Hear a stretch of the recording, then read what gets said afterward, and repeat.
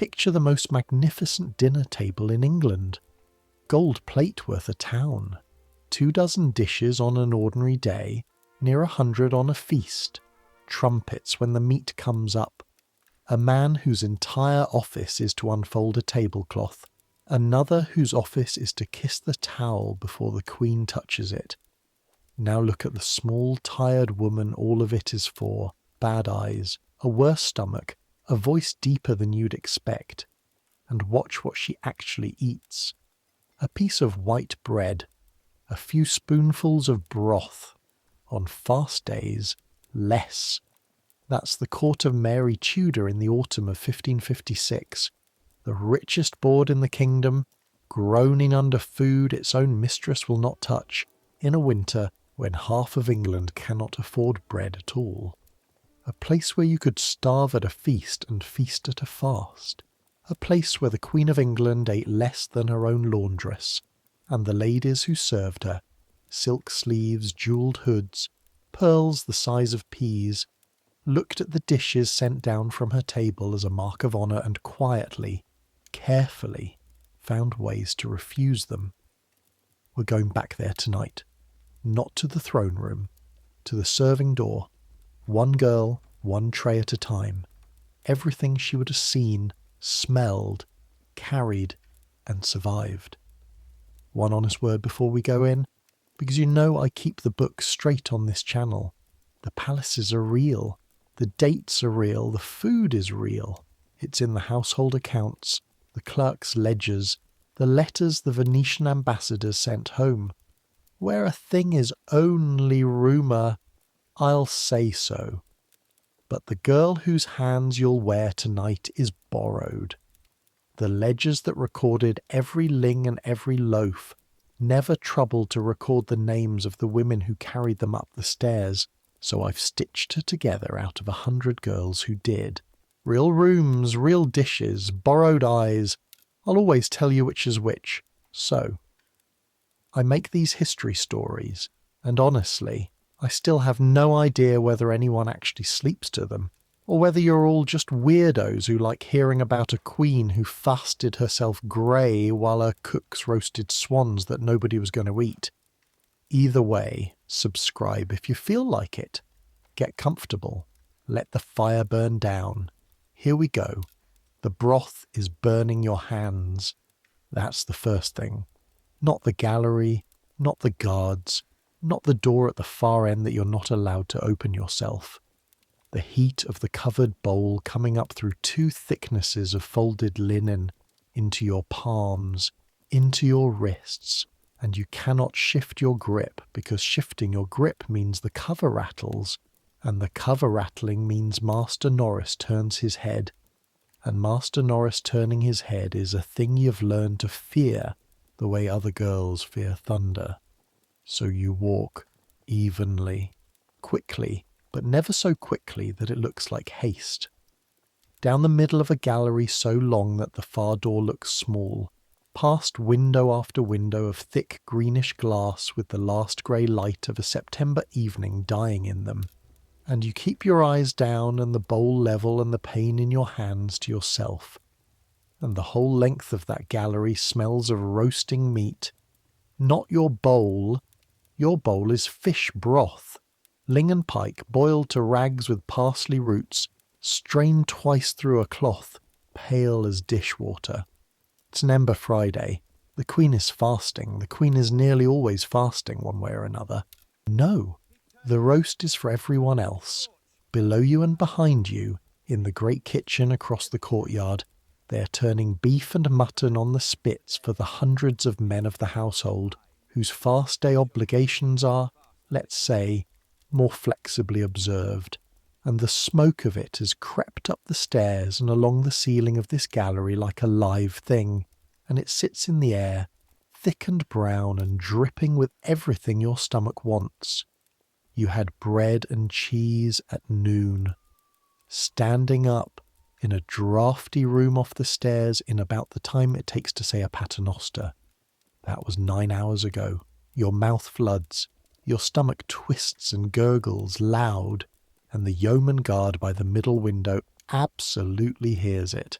and absolutely smirks, and you absolutely do not look at him.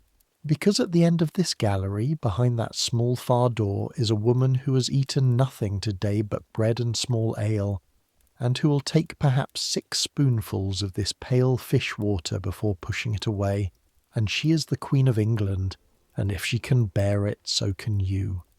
Welcome to the court of Mary the First. Mary Tudor, Bloody Mary, if you learnt her from the pamphlets, though nobody in this gallery would dare think the words. In the autumn of 1556, your name is Marjorie Cole. You're 17 years old, a yeoman's daughter from Faversham in Kent, where the air smells of oysters and brewing, and you have been at court a year and a half. Long enough to stop gawking, not long enough to stop being hungry. Your mother's cousin served the Queen back when the Queen was nobody, a cast-off princess at Hunsdon, with a household you could fit in a barn, forbidden her own title, watched, humiliated, poor, the ones who stayed loyal through those years. Mary never forgot one of them, not one. When she took her throne in 1553, she paid those debts, in offices and pensions and places, and one of the smallest coins of that repayment was this: a place found for a loyal woman's young kinswoman among the lower servants of the Queen's own chamber. That's you, a chamberer's girl, below the ladies, above the kitchens. Remember that phrase, because it is the exact shape of your life. Below the ladies, the great ones of the Privy Chamber, the Marchioness of Winchester, Mistress Clarentius, young Mistress Dormer with her lovely startled face, women who touch the Queen's person, dress her, sleep at the foot of her bed, and would no more speak to you than to a broom. Above the kitchens, the sweating, swearing, scalded men across the courtyard who turn the spits and pluck the herons, and would give a week's wages to stand where you stand this side of the last door. You live in the space between. You're the girl who carries things across that space. Dishes go up through your hands and come down through your hands, and you touch everything the Queen eats and you taste none of it, and both sides of the house look straight through you as if you were made of window glass. And when I say you carry things, I need you to understand what that means at the court of England. This isn't handing a plate across a kitchen. Every dish that travels from the privy kitchen to the Queen's chamber moves like a small religious procession, covered, always covered, from the second it leaves the cook's hands, because an uncovered dish is a dish anyone could drop anything into, and this is a family that has feared poison for as long as you've been alive. Escorted, a gentleman usher ahead, you behind, sometimes a yeoman behind you. Announced, received at the door by hands whose owner outranks you so far that you hand the bowl through the doorway and step back and never see the table it lands on. You've served the Queen's own chamber for 18 months. You've been in the same room as her fewer than a dozen times. You could describe her hands better than her face. Small, square, ringed, restless, because your eyes are supposed to be down. Behind you now, soft, quick footsteps. Joan Bakewell, the other chamberer's girl of your watch, carrying the bread and the little covered dish of butter that will come back untouched, 'cause it's a fast day, and the Queen keeps fast days the old way, the strict way. No butter, no eggs, no flesh, no softness at all. Joan is 19, Derbyshire born, with a wide friendly face and the fastest hands you've ever seen. You share a straw bed in a garret with her and 2 of the laundry women, and she talks in her sleep, and you know all her secrets. You think you know all her secrets. Ahead of you, Master Norris, gentleman usher, in black, walking as if the floor should be grateful. It's Master Norris who takes the say, the assay, the tasting, at the door of the chamber before anything goes in. A morsel of the bread, a spoon dipped in the broth, touched to his lips while everyone stands still and watches him not die. It looks like ceremony. It is ceremony. It is also, underneath the ceremony, a man putting his body between the Queen and whatever might be in the bowl, every single day. And the first rule anyone taught you in this household was the rule Master Roland the cook growled at you across a chopping block on your first morning, with a cleaver in his fist and a goose spread open under it. You carry, you do not taste. He tastes, he does not swallow. She swallows. Get those 3 things wrong in any order, girl, and you'll wish your mother never met your father. You have not got them wrong. Not once. Not yet. At the far door, Master Norris stops, knocks, murmurs. The door opens on candlelight and warmth and a smell of rosewater and wax and something underneath it. Something sour and medicinal, like wormwood steeped in wine. A lady's white hands come out of the light. You lift the bowl, your scalded palms scream, and the hands take it, and the door closes, and that's it. That's the whole transaction. That's what you walked 400 feet of gallery for, what the fish was boiled and strained twice for, what a fleet of clerks will account for tomorrow in careful brown ink. 6 spoonfuls if she's well, fewer if she isn't. She hasn't been well since the summer. You turn, and Joan turns, and you walk back down the gallery the way you came, empty-handed, invisible, through the hanging smell of other people's roast beef, and your stomach growls the whole way, and this exact walk, 4, 5, 6 times a day, is your life now.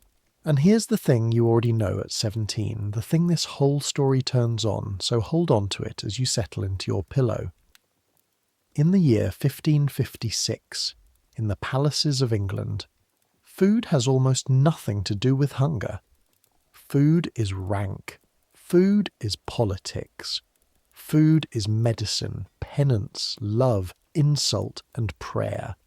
Every dish in this house says something, and the most powerful woman in the kingdom uses a table to say things she can say no other way. Who eats, what they eat, when they refuse, it's all speech. You'll spend the next 2 years learning that language 1 tray at a time.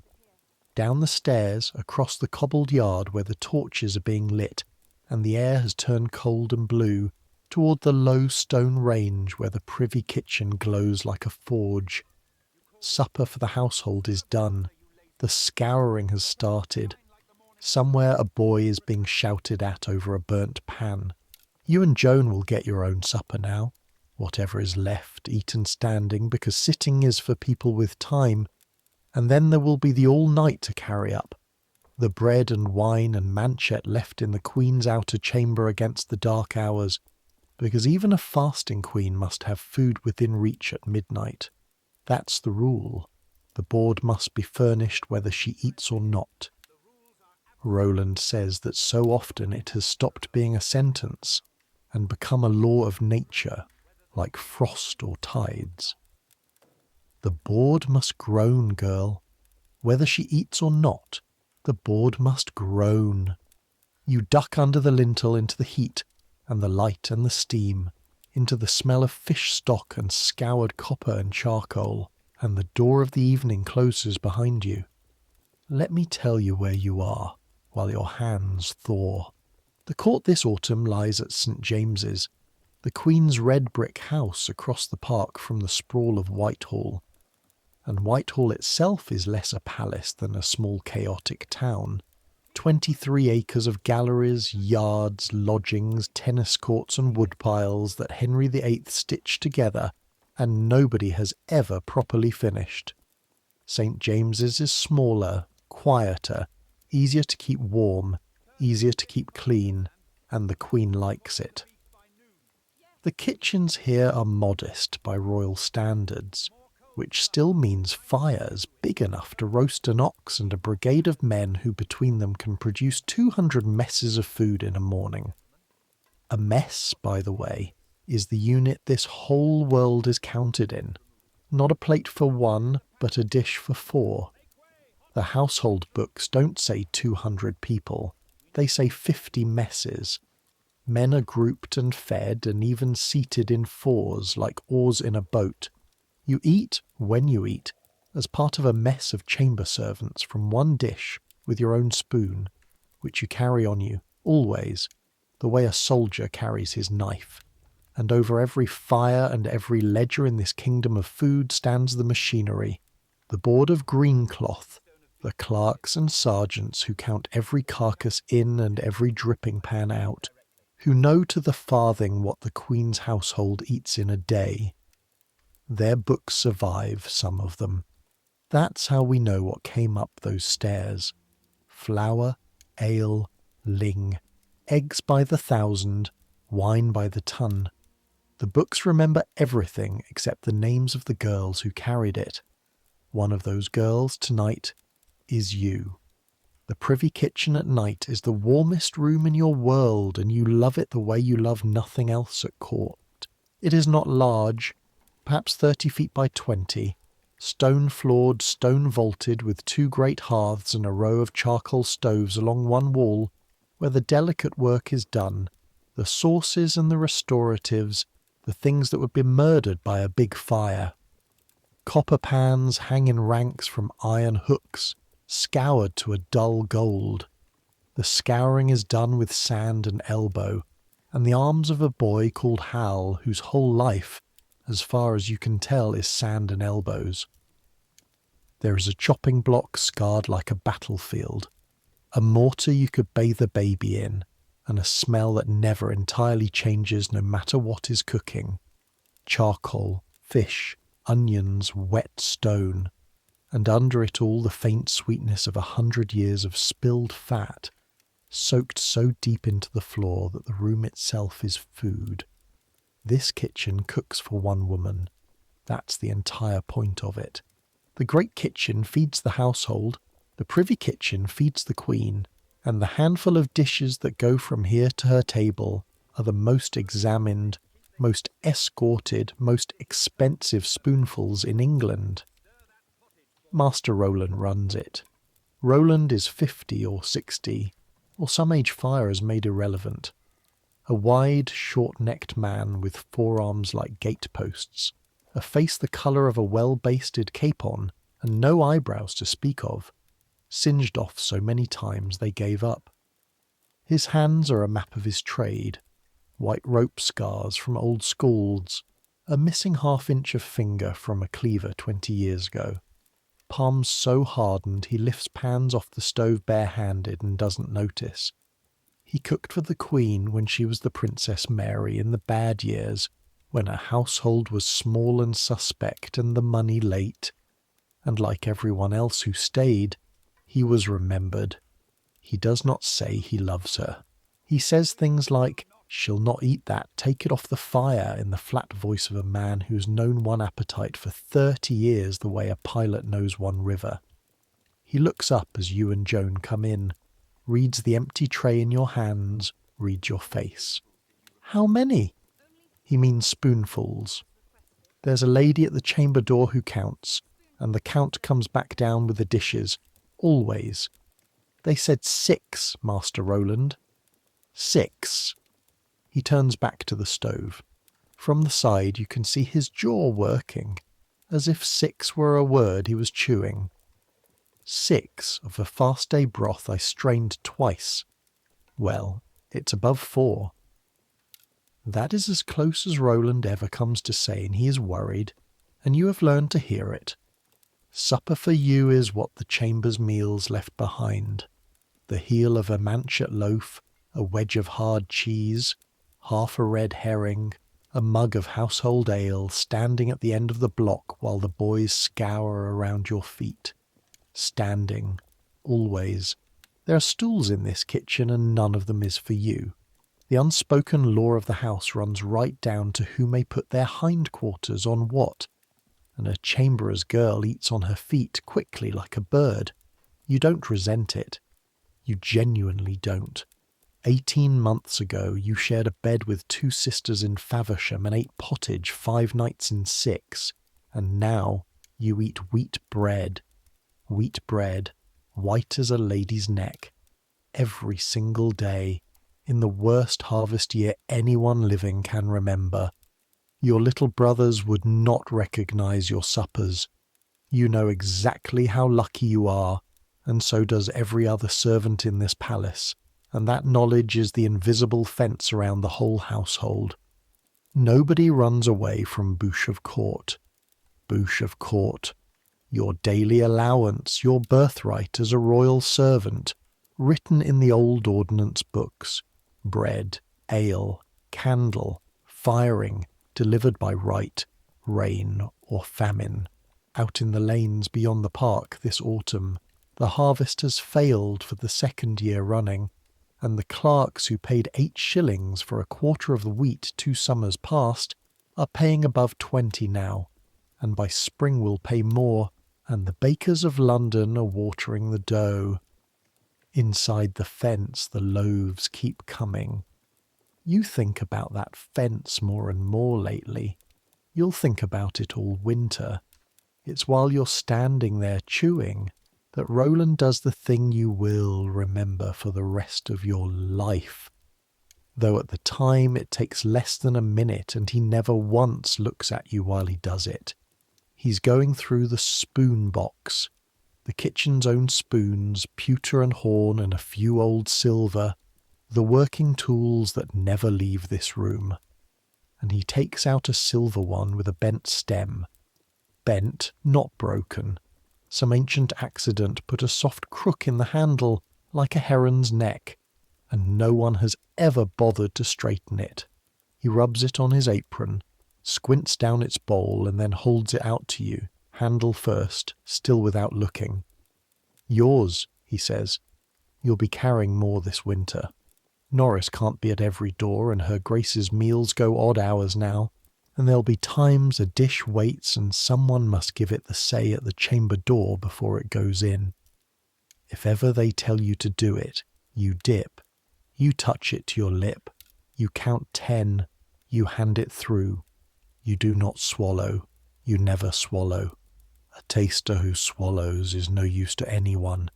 A dead girl can't tell you which dish it was. You take the spoon. It is lighter than you expected and warmer, from his hand or the room. The bent stem fits your grip strangely well, as if the old accident had been waiting for your fingers. "Why me?" you ask, before you can stop yourself. Roland finally looks at you. It is a long look, with 30 years of one woman's table behind it. "Because you notice," he says, "you notice the broth was strained twice.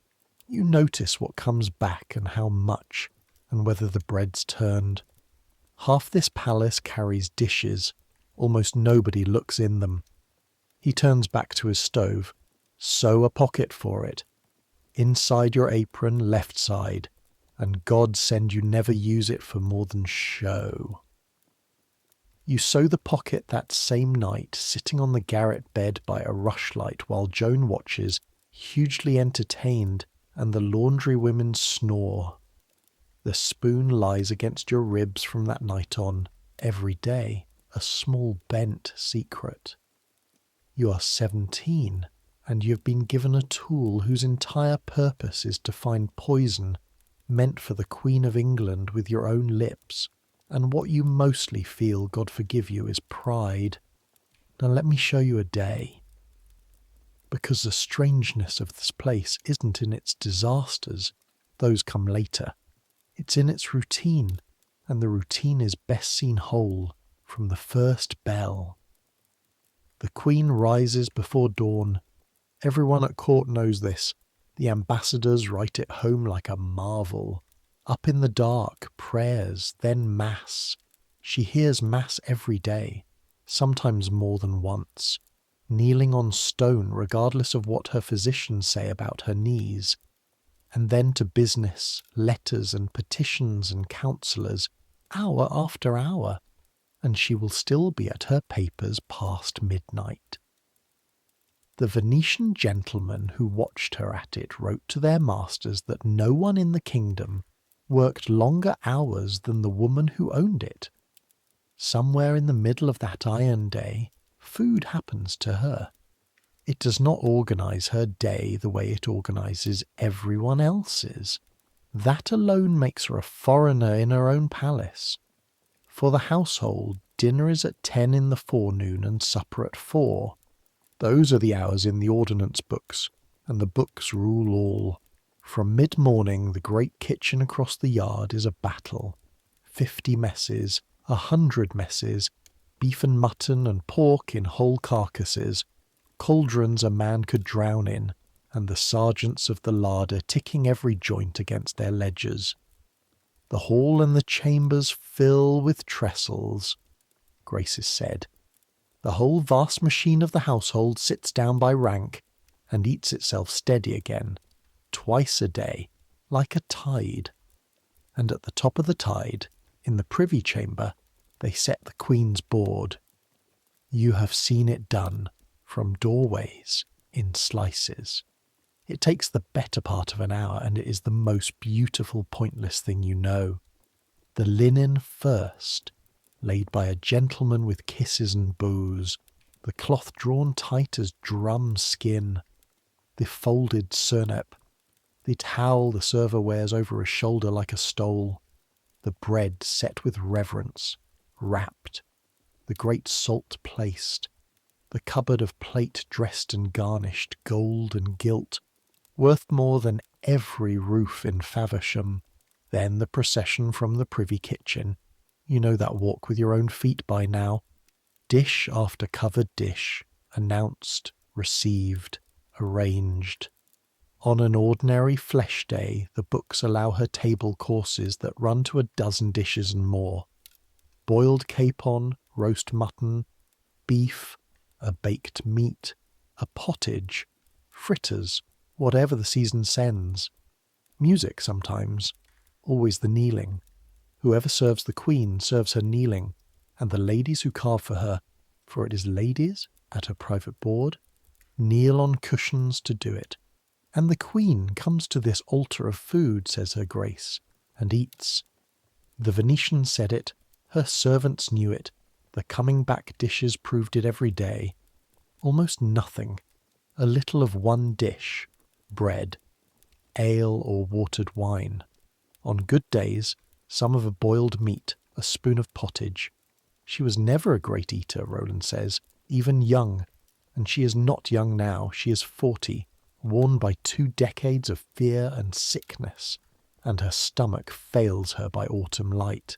What the physicians call her old trouble, the ill of the mother they name it, the choking, rising sickness of the womb that has plagued her since girlhood, steals her appetite for weeks together. Melancholy takes the rest. It comes on her in the fall of the year, the doctors murmur, as regular as the geese going over. She eats like a prisoner, this Queen. She eats like someone for whom food was for years. One more thing that might be a trap. So why the 12 dishes? Why the hour of linen and gold? Because the board is not for her belly. The board is the crown, laid out in food. Every untouched dish on that table is doctrine. England's Queen keeps a state, whatever she keeps in her stomach, and nothing on it is wasted. Hear this, because it shocked you too your first month. When she has done, the whole groaning arrangement lifts and flows backward, dish by dish, out of the chamber, down the ranks. What the Queen leaves goes to the ladies' board. What the ladies leave goes onward and downward, to gentlewomen, to grooms, until the last cold fragments land in the alms tub at the gate, and the broken meats of the Crown of England feed the beggars of Westminster by torchlight. The whole kingdom, in one cooling procession of leftovers. Nobody designed it as a sermon, but you have never once watched it without feeling you were inside one. And there is a second stream, running the other way, and this one matters to our story, so mark it. A dish from the Queen's own table, sent by her express word to a particular person, is one of the oldest honours in England. She lifts nothing but a finger.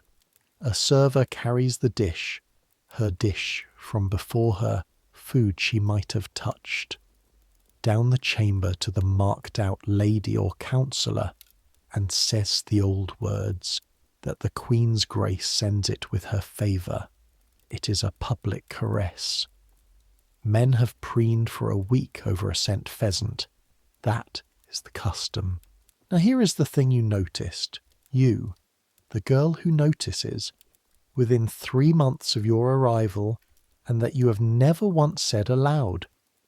When this Queen sends down a dish, in this her 40th year, in her sickness and her fasting, what she sends is what she eats. Fast day fish, physicked broths, bitter with herbs her doctors ordered, plain boiled things, unspiced, the invalid's diet the learned men prescribe for her strangling mother fits and her melancholy. She sends them because they are truly hers. It is the whole meaning of the gift, and the ladies receive them kneeling, glowing with the honour of it. And then you watch the honoured dish travel the ladies' board, and you watch silk elbows shift, and spoons touch nothing, and the dish comes back to your hands at the door as full as it went in, minus one courteous ceremonial spoonful, taken by whichever lady had the strongest stomach and the quickest wit. Even her ladies, you understand. Even her ladies will not eat what the Queen eats. They would die for her. Some of them very nearly have through the bad years. They kneel in the cold at her mass. They sit up with her through her sick nights. But between the honour of her dish and the actual taste of it, between reverence and swallowing, there is a gap that all the loyalty in England cannot close. You carry the evidence down the stairs twice a day. Roland scrapes the sent-back dishes without a word. Only once, this autumn, over a bowl of returned eel broth still winking with the surface oil of health-giving herbs, has he said anything at all, and what he said was, "The poor will pray for her over this at the gate tonight. They're the only ones in this house with the sense to, then. Say nothing, fetch the bread." You said nothing, you fetched the bread. This is how you learn the first rule of the Queen's table. Everyone at it is speaking all the time, and almost nobody is eating. The second rule is the calendar. You grew up with it, in a loose country way. Fish on Fridays, no flesh in Lent, pancakes on Shrove Tuesday to use up the fat before the long hunger. Everyone in England grew up with some version of it, the way everyone grows up knowing which way the river runs. But you have never in your life seen it kept the way it is kept in this house, because the small, tired woman at the far end of the gallery is not keeping a custom. She is keeping a vow. Count the fasting days of a year with me. Every Friday for the Passion, every Saturday for Our Lady. The old use, and kept stricter under this roof than almost anywhere in the land. The vigils, the eves of the great feasts, a dozen and more of them scattered through the year like stones in a field. The Ember Days, 4 times a year, 3 days together at the turning of every season. The sober weeks of Advent. And Lent itself, the great fast, 40 days, the one even careless men keep because their neighbours are watching. Add it all up and you land somewhere near half the year. In this palace, in this reign, close to 1 day in every 2 is a day when flesh may not lawfully come to the Queen's table. Ember Days, by the way. The learned men will tell you the name comes from a Latin phrase about the 4 seasons, and the old folk will tell you it comes from the ashes of penance, and your mother told you it comes from an older English word that meant a circuit, a going round, the year turning on its wheel. Take your pick. What matters in a kitchen is simpler. 4 times a year, the whole machine of English cooking swings from the spit to the fish kettle in a single day, and swings back 3 days later, and no one thinks it remarkable, because the wheel has been turning that way for as long as anyone's grandmother's grandmother could remember, except that it stopped. That is the thing you have to understand about this particular autumn, in this particular reign. Within your own short lifetime, the wheel was broken. Under the old king and then under the boy King Edward, the new religion came in and the fasts were gutted. Not abolished. That's the strange part. The fish days stayed on the statute book, but the soul was taken out of them. Men were told to eat fish on Fridays, not for their sins, but for the fishing fleet, so that England might have boats, and boats might have sailors, and sailors might man the king's ships when war came, fasting for the navy. You were a child in Faversham when the preachers explained it, and even the fishermen laughed, and the strict old observance frayed, as things do when you keep the rule and throw away the reason. Then Mary came to her throne in the summer of 1553 and put the reason back. She did not do it gently, and she did not do it slowly, and this story keeps its promise. The fires of those years are real, and they are terrible, and they belong to another night. Tonight we stay at the table, and at the table what her restoration means is this. The old calendar came home. The whole striped year of it, fast and feast, ember and vigil, the fat days and the lean days, laid back over England like a familiar blanket, and nowhere is it tucked tighter than in the Queen's own house, because she keeps it all. That is not court flattery. The foreign gentlemen who watch her for a living write it home in cipher as plain fact, half in admiration and half in alarm. She keeps every fast on the wheel, and she keeps them the strict old way, the way of one meal, taken late, of no flesh, no indulgence, no quiet exceptions made behind the arras. Her physicians protest. They point at her thinness, her failing stomach, the shadows under her bad eyes, and they say what physicians have always said, that a sick body is excused, that Holy Church herself excuses it, that a dispensation could be had for a word, and the whisper in the household, you have heard it from 3 directions now, and it is always the same, is that the word is never spoken. She will not ask. The most excused woman in England refuses to be excused, so on something like 150 days of the year, the most elaborate food machine in the kingdom turns its whole weight to fish. And when I say fish, I need you to understand what that means at a Queen's board. This isn't a herring on a Friday. This is a second cuisine, entire, with its own supply lines running from the Iceland seas to that scarred chopping block, its own prices, its own politics, its own smell, the smell that lives in your clothes now, that you will smell in your sleep for the rest of your life. Start with ling, because Roland starts with ling, a great codkin fish, salted hard in barrels, and the men of the saltfish trade call it the beef of the sea, and they are not entirely joking. Soaked and seethed and buttered, it goes up to the tables of bishops without shame. Then stockfish, cod dried on northern rocks until it is hard as a plank, and I mean that exactly. You could glaze a window with it, you could beat a carpet with it. Before stockfish can be food, it must be beaten, and beating it is Hal's work. An hour with a wooden mallet on a stone sill, whack and turn and whack until the fibres give. Then 2 full days and nights drowned in the trough, the water changed at every bell, before it will consent to be supper. Hal is 11, and his arms are 11, and by the end of an hour the mallet weighs more than he does. He counts strokes out loud in a whisper. You have heard him get past 900.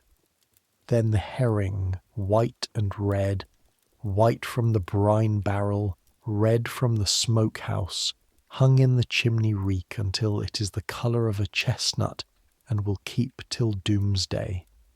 Salt salmon from the north, salt eels, and for the Queen's own mess, when they can be had, fresh pike from the fishmonger's stews, fresh perch, a fat carp, pond fish, kept alive in the city's stew ponds and priced like small miracles. Eels from the Thames, netted below the bridge. Oysters, when the season opens, that come up the estuary from Kent. From beds your own father's cousin dredges. And the first time a basket of Faversham oysters came through that kitchen door, you stood over it like a fool with your eyes stinging, 'cause it smelled of home. Mud and salt and cold, the whole grey shore of your childhood in a wicker basket with the Queen's mark chalked on the lid. And once in your 18 months, a sturgeon, a fish as long as a man, royal by ancient custom. Every sturgeon taken in the Thames belongs to the Crown, as the whales and the great porpoises do, and this one came up from the wharf on a plank borne by 4 men like a bier, and Roland walked around it twice, and pronounced it 2 days too old, and sent the best of it to the household, and not 1 ounce of it up the stairs. Nobody argued. In the matter of what goes up the stairs, nobody argues with Roland. Now, the almonds. This will sound like a small thing. It is not a small thing. It is the secret hinge of the whole fasting kitchen, so listen. On strict days there is no butter, no milk, no eggs. The fast forbids the beasts' gifts along with their flesh. But English cooking without milk is a cart without a wheel. So the kitchens of Christendom worked out the trick centuries ago. You make the milk. Almonds pounded in that great mortar to a paste, steeped in fair water or fish broth, wrung through a linen cloth until your wrists burn, and what comes through is white and rich, and behaves in a pan very nearly as cream behaves, and the fast is kept and the cookery survives. Almond milk by the gallon, almond butter, almond cream sweetened with sugar for the rare days Her Grace will take a spoon of anything sweet.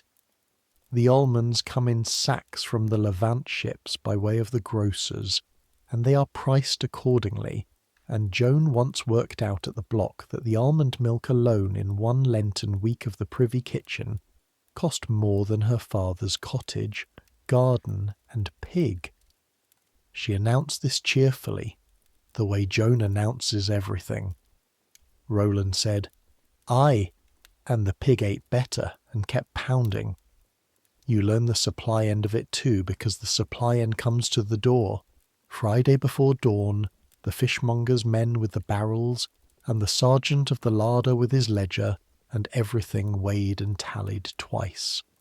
And one black morning in October, a barrel of ling comes up stinking under the brine, not rotten outright, but turned, the smell of it like a hot penny under the salt. And you watch what the words for the Queen's Grace's own mess do on a wharfman's face. The barrel goes back. The fishmonger will eat the loss and count himself lucky, because the alternative to eating the loss is explaining to the Board of Greencloth how taint came to travel under his mark toward the royal mouth. There is no anger in any of it. There does not need to be. The whole city knows the arithmetic. Her custom is a fortune, her displeasure is a ruin, and the space between them is the width of Roland's nose.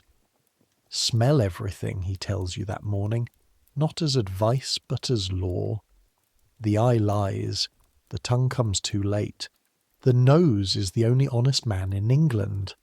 And here is the last thing about the fasting year, the thing you carry up and down the stairs without ever once saying aloud. The fasts are holy, and the Queen keeps them for God. But out beyond the park gates, in this year of our Lord 1556, England is being fasted whether it likes it or not. The second harvest in Eroe has drowned and rotted in the fields. The clerks pay over 20 shillings for wheat their fathers bought at 8. And the lean days coming for the lanes and villages have no saints' names on them at all. She fasts because she chooses. England this winter is about to fast because it must. And you are the girl who carries trays between the two. But the fasts of the church are only half of it. The Queen's stomach keeps a calendar of its own, and no bishop ever wrote it. And this is the part of the kitchen the household never sees. The little row of charcoal stoves along the north wall, where the fires are small and steady and the pans are small and bright, and where Roland cooks not for a court and not even for a queen, but for an invalid. They do not call it that, of course. Nobody in this palace would say the word. The clerks write her Grace's diet. The doctors write of a weak and windy stomach, of crudities, of the rising of the mother, that strangling, choking sickness of the womb that has plagued her since she was a girl, that steals her breath and her appetite together, weeks at a stretch. The autumn melancholy the physicians murmur about comes as regular as the geese going over, exactly as they said it would. The geese went over a fortnight ago, and the counts coming down the stairs have been falling ever since. Whatever name you give it, it arrives at the kitchen door the same way, as a folded paper. The papers come down from the physicians 2 and 3 times a week now. Grave men, furred gowns, rings over their glove leather. They do not often come themselves. Their dignity sends a boy, and the papers are in Latin, and Roland cannot read Latin. Roland cannot read English. This does not embarrass him in the slightest. The apothecary's boy stands at the block and construes it line by line, and Roland listens with his head tipped like a mastiff hearing a far-off gate, and then he says it back in kitchen words, exact to the scruple, and never forgets a syllable of it as long as the course of physic runs. A cullis of capon fortified, barley water with licorice and figs against the cough, a caudle at night if she wakes, borage and bugloss in all her broths. Those are the flowers the learned men set against melancholy, blue as a June sky, to comfort the heart, and wormwood steeped in wine for the stomach. And there it is, the sour ghost you have smelled behind the chamber door since September, solved at last. That undersmell at the edge of the rosewater was a prescription. Let me show you what a cullis is, because a cullis is where the invalid kitchen stops being cookery and becomes something nearer to prayer. You take a capon, a good one, 8pence of bird, more this year. Everything is more this year. You seethe it whole, slow as sleep, until it surrenders, until the flesh would fall from the bone at a hard look. Then you take it apart with your fingers, still burning hot, because cooling wastes virtue. Roland's hands feel nothing, yours blister, and every thread of the flesh goes into the great mortar with blanched almonds and crumbs of the whitest bread, and you pound and pound. Your shoulder gives out before the pestle does. You and Joan trade blows on it like men at a forge. Then the whole bruised sweetness goes back into its own broth and steeps, and then comes the straining, twice through canvas, once through bolting cloth, fine enough to sift flour, wrung down to the last drop while it scalds your knuckles through the linen. 3 hours, a whole capon, 2 women's shoulders, and what stands at the end of it, gold and clear and trembling, fills one small cup no bigger than your 2 thumbs. The strength of a whole bird, the doctors say, gathered into 6 spoonfuls. Food for a body too weak to be troubled with food. Joan did the sums at the block one evening, because Joan cannot leave a number alone. Counting bird, bread, almonds, charcoal, and 3 hours of 2 pairs of hands, that little cup costs more than a labourer sees for a week of ditching in the rain. The dearest soup in England, and it goes up the stairs under its cover with an usher ahead of it, and if God is kind, 6 spoonfuls come down out of it. If God is kind. There are the waters too, distillations, rosemary water, water of brage, and a cordial the still-room ladies make called Rosa Solis, that is mostly sugar and strong spirit and sunshine-coloured bragging. There is Manus Christi, the hand of Christ, sugar boiled with rosewater to a hard clear drop, with flecks of true beaten gold shut inside it, because the physicians hold that gold comforts the heart, and perhaps it does, and perhaps it is only that everything else has been tried. You have held one up to the rushlight, the little sun trapped in it. It is physic, and it is candy, and it is a kingdom saying please through a sugar drop. And here is the war inside the war, the thing that makes Roland's jaw work at night. Physic says, flesh broth, every day, fast or no fast. A sick woman is excused. The church herself excuses her. Her own confessor would sign the dispensation between 2 breaths. Piety says, it is a fast day. You know which side of that war is winning because you carry the evidence.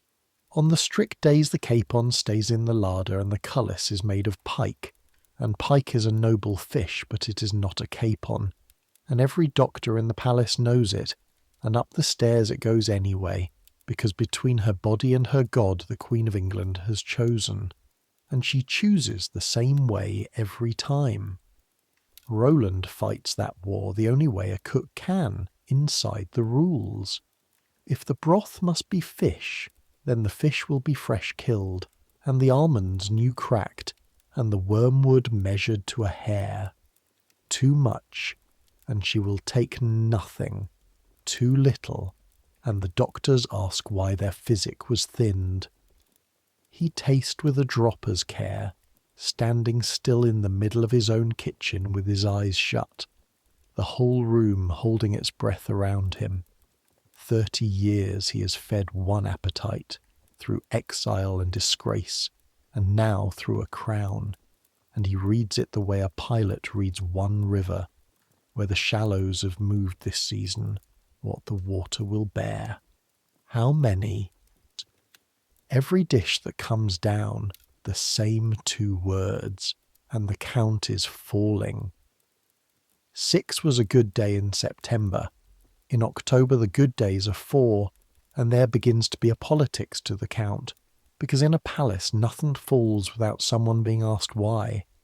If her grace thrives, the doctors did it. If she fails, the question comes looking for the kitchen. What was in the broth? Who dressed it?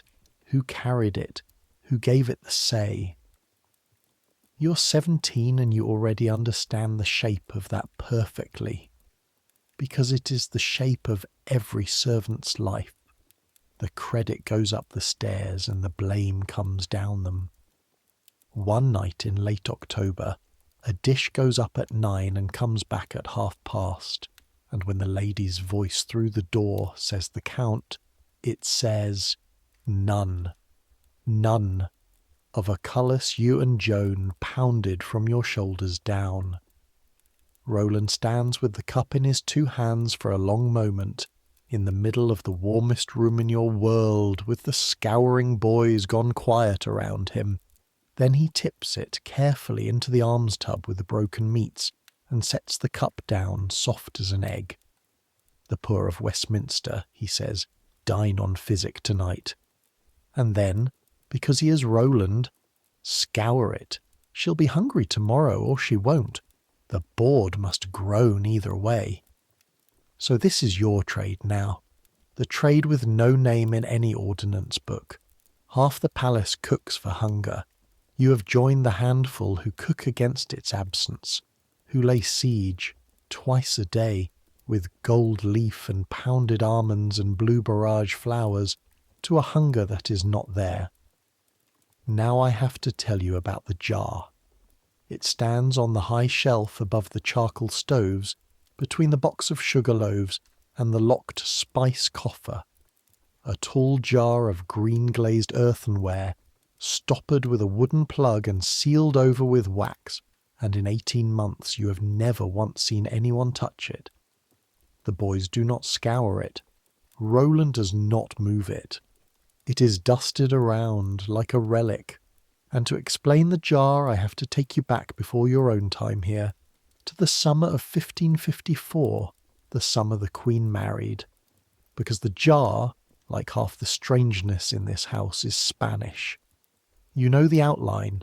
All England knows the outline, mostly with its teeth set. In July of 1554, in the cathedral at Winchester, Mary of England married Philip, Prince of Spain, son of the Emperor, the most powerful match on earth and the most hated match in England, all in the same breath. Roland was there in the bishop's palace kitchens for the wedding feast, and on slow nights he can be got to tell it. The hall hung to the roof, the trumpets, and one detail he always gives with a small dry relish, because it is a cook's detail and a table's detail, and it says everything. At the feast, the Queen was served on gold plate. The King, her new husband, was served on silver. In this country, said the table in front of every grandee of Castile, she is the crown, and he is the consort, and look, even the dishes know it. The Spaniards noticed. The Spaniards were meant to notice. And that little arrangement of metals was the politest thing England said to them in 4 years. Because with Philip came the Spanish court, hundreds upon hundreds of gentlemen, priests, secretaries, servants of servants, and with the Spanish court came the Spanish table, and the two nations who could just about manage to share a god and a wedding could not, it turned out, share a dinner. You arrived at court in the spring of 1555, when the experiment had been running the better part of a year, and you walked straight into the middle of the sulk. The Spaniards found English food gross, the everlasting beef, the sweet, the butter in everything, the beer, dear God, the beer. They wrote home about the beer the way men write home about shipwreck. The English found Spanish food sinister. The oil where honest fat should be, the garlic, the strange rices coloured yellow with saffron, the little salads of raw green things that no sane Englishman would eat unboiled. Each side sat at its own boards, eyeing the other's dishes with the identical expression of polite horror. And the letters that went south to Castile that year, some of them survive, and they do not mince it, complained that England was eating the Spaniards alive, the lodgings ruinous, the prices trebled the moment a Spanish accent asked the cost, the landlords and victuallers plucking them like geese. We are robbed at every meal, runs the burden of them, and the meals are not even good. To be fair, and this channel keeps its book straight, the king himself played his part handsomely. At his very first landfall, the story goes, with the rain coming down on him sideways in good English fashion, Philip called for a cup of English beer and drank it off in front of the crowd to show his new countrymen he meant to live as they did. The story went round the kingdom in a week. It bought him perhaps a fortnight of goodwill, which as royal purchases go was cheap at the price. And in the middle of all that cold soup of mistrust, in the king's privy kitchen that was set up across the yard from yours, there was Esteban, an undercook of the king's own mouth, Toledo-born, 40-odd, narrow as a hop-pole, with grey coming into his beard in 2 neat streaks, and hands so quick and certain that watching him bone a fowl was like watching a cut-purse work a fair. He had perhaps 40 words of English, and Roland had 5 of Spanish, and the 2 of them became, in the way of craftsmen, something you would have to call friends. They could not converse, they demonstrated. Esteban would appear at the privy kitchen door of an evening with a covered pan and set it down on the block like a man laying an argument, and lift the lid and wait. His olla, the great Spanish pot, mutton and fowl and bacon and chickpeas, married together for half a day until you could not tell where one ended. Roland ate 3 spoonfuls of it standing, thought for a while, and said, "It wants a marrow bone." And Esteban, when the word marrow bone had been explained to him with a knife and a beef shin, laughed for a whole minute and put marrow bones in it forever after. In return, Roland showed him the English pastry, the raised coffin of a great pie standing on its own walls, and Esteban walked around it exactly the way Roland had walked around the sturgeon, and prodded the crust once and said one of his 40 words, Castillo. Castle. He was not wrong, but there was one argument neither of them ever won, and it stands on the high shelf to this day. Butter against oil. Esteban held with his whole soul, the way only a cook can hold a thing, that fish belongs with oil of olives, that butter smothers what oil lifts, and that a nation that boils a noble ling and then buries it in dairy has confessed something about itself it cannot take back. Roland heard this case made many times in dumb show, with the jar itself set on the block between them like a hostage. He always gave the same verdict. English fish is buttered fish, or it is nothing. And Esteban would sigh, and stopper the jar, and go home across the yard through the rain. When the king's household packed to leave, this was the end of that first summer, August of 1555, and I will come to the why of it in a moment. Esteban came across the yard one last time with the jar in his 2 hands, and set it on the shelf himself, up high, where no one scours. What he said took him a while, with his 40 words. It came to this: keep it. Oil does not die. One day in this kitchen there will be a fish that butter cannot save, and on that day, Roland of England, you will open my jar. Roland thanked him with a jerk of the chin, which from Roland is an embrace, and the wax has not been broken from that day to this. The why of the leaving I will hold the door shut on gently. That spring the palace had waited over a cradle that was never filled, and that grief belongs to another night's story. When the long waiting came apart, the king took ship for his father's wars, and all the table ever needed to know is the mark it left on the trays.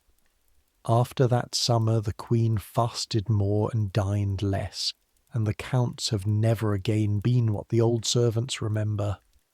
He sailed at the end of August 1555. The Spanish kitchens were struck like a fair, packed, carted, gone, a whole cuisine folded up in a week and carried down to the sea.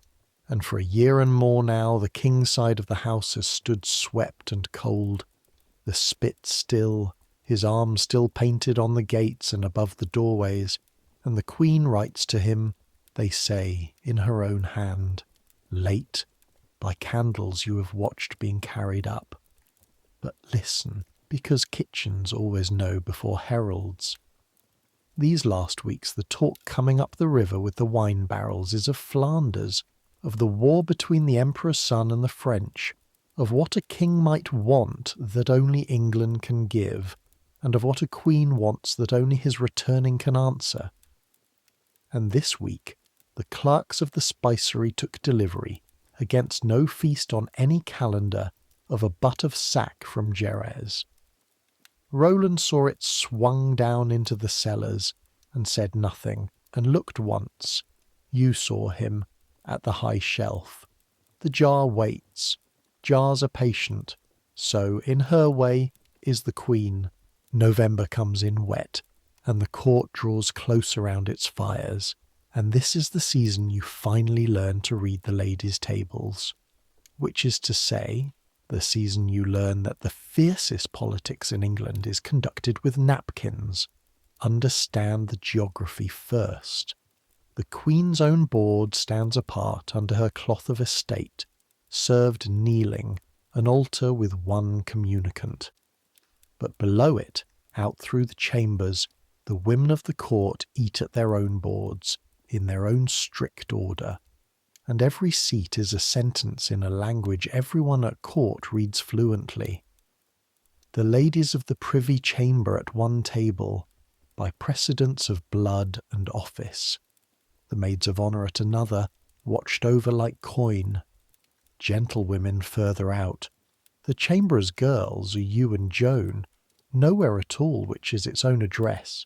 You eat standing in the room off the stairs, and the room off the stairs is also a rung on the ladder, because the laundry women eat below you in the yard passage, and never doubt that both of you know it. At the ladies' boards the order of service is a weather vane. Who is served first after the greatest? Whose mess gets the fatter carp? Who sits above the great salt cellar and who below it? Whose napkin the gentleman's sewer lays with a flourish, and whose he merely lays? None of it is written anywhere. All of it is counted by everyone. This month, a knight's widow new to the chamber was set by some usher's blunder or some usher's malice, one place above a baron's daughter, and the two of them have conducted a war over it for 3 weeks entire. A war without one raised word, fought in pauses, in past dishes that arrive cold, in a salt cellar that travels down the table by the slowest road ever mapped. The other ladies watch it the way men watch cockfighting. Wagers have been laid. It ended on a Thursday, and it was Mistress Clarentius who ended it. Susan Clarentius, Mistress of the Robes, a soft, round, comfortable-looking woman of middle years with a face like a good loaf, who has been with the Queen longer than almost anyone breathing, since the old days, the Hunsdon days, when serving Mary Tudor was a way to ruin, not a way to rise. Under the soft roundness she is iron to the bone, and the whole female court knows it. She came to dinner, looked once down the length of the disputed table, one look, no longer than a blessing, and the knight's widow found urgent reasons to prefer a lower place, and the war was over, and the salt moved freely again. Power, you are learning, does not always shout. At this court it mostly does not even speak. It seats, and it is Clarentius, always Clarentius, who performs the great ritual of the sent dish. When the honour comes down the chamber, the Queen's own fast-day fish, her physicked broth bitter with wormwood and good intentions. It is Clarentius who receives it as if it were the collar of the garter, and takes up the one ceremonial spoonful with a face of perfect delight, and swallows, actually swallows, mind, and praises it in a voice pitched to reach the cloth of estate, every word of it a small loyal lie, and every soul in the room grateful to her for telling it. Then the dish travels, and the silk elbows shift, and the spoons touch nothing, and down the stairs it comes to your hands, full. Except when it goes to Mistress Dormer. Jane Dormer is 18 this year, 1 year older than you, and the prettiest thing at this court by the common vote of everyone, including the ambassadors, who mention her in dispatches the way men note fair weather. She has been about the Queen since she was a child, read to her, played at cards with her through the bad years, carried her prayer book. And when the Queen's dish is set before Jane Dormer eats it, not the ceremonial spoonful, eats it, the pale fish, the bitter physicked broth, spoon after spoon, unhurried to the bottom, as though it were the best dish at the board. Perhaps to her it is. You have carried the dish back down after, light as a lie in your hands for once, empty, and you have seen, twice now, what the Queen's face does while that girl eats. It is nothing you could name in a report. A stillness. The look of a woman at a fire, warming.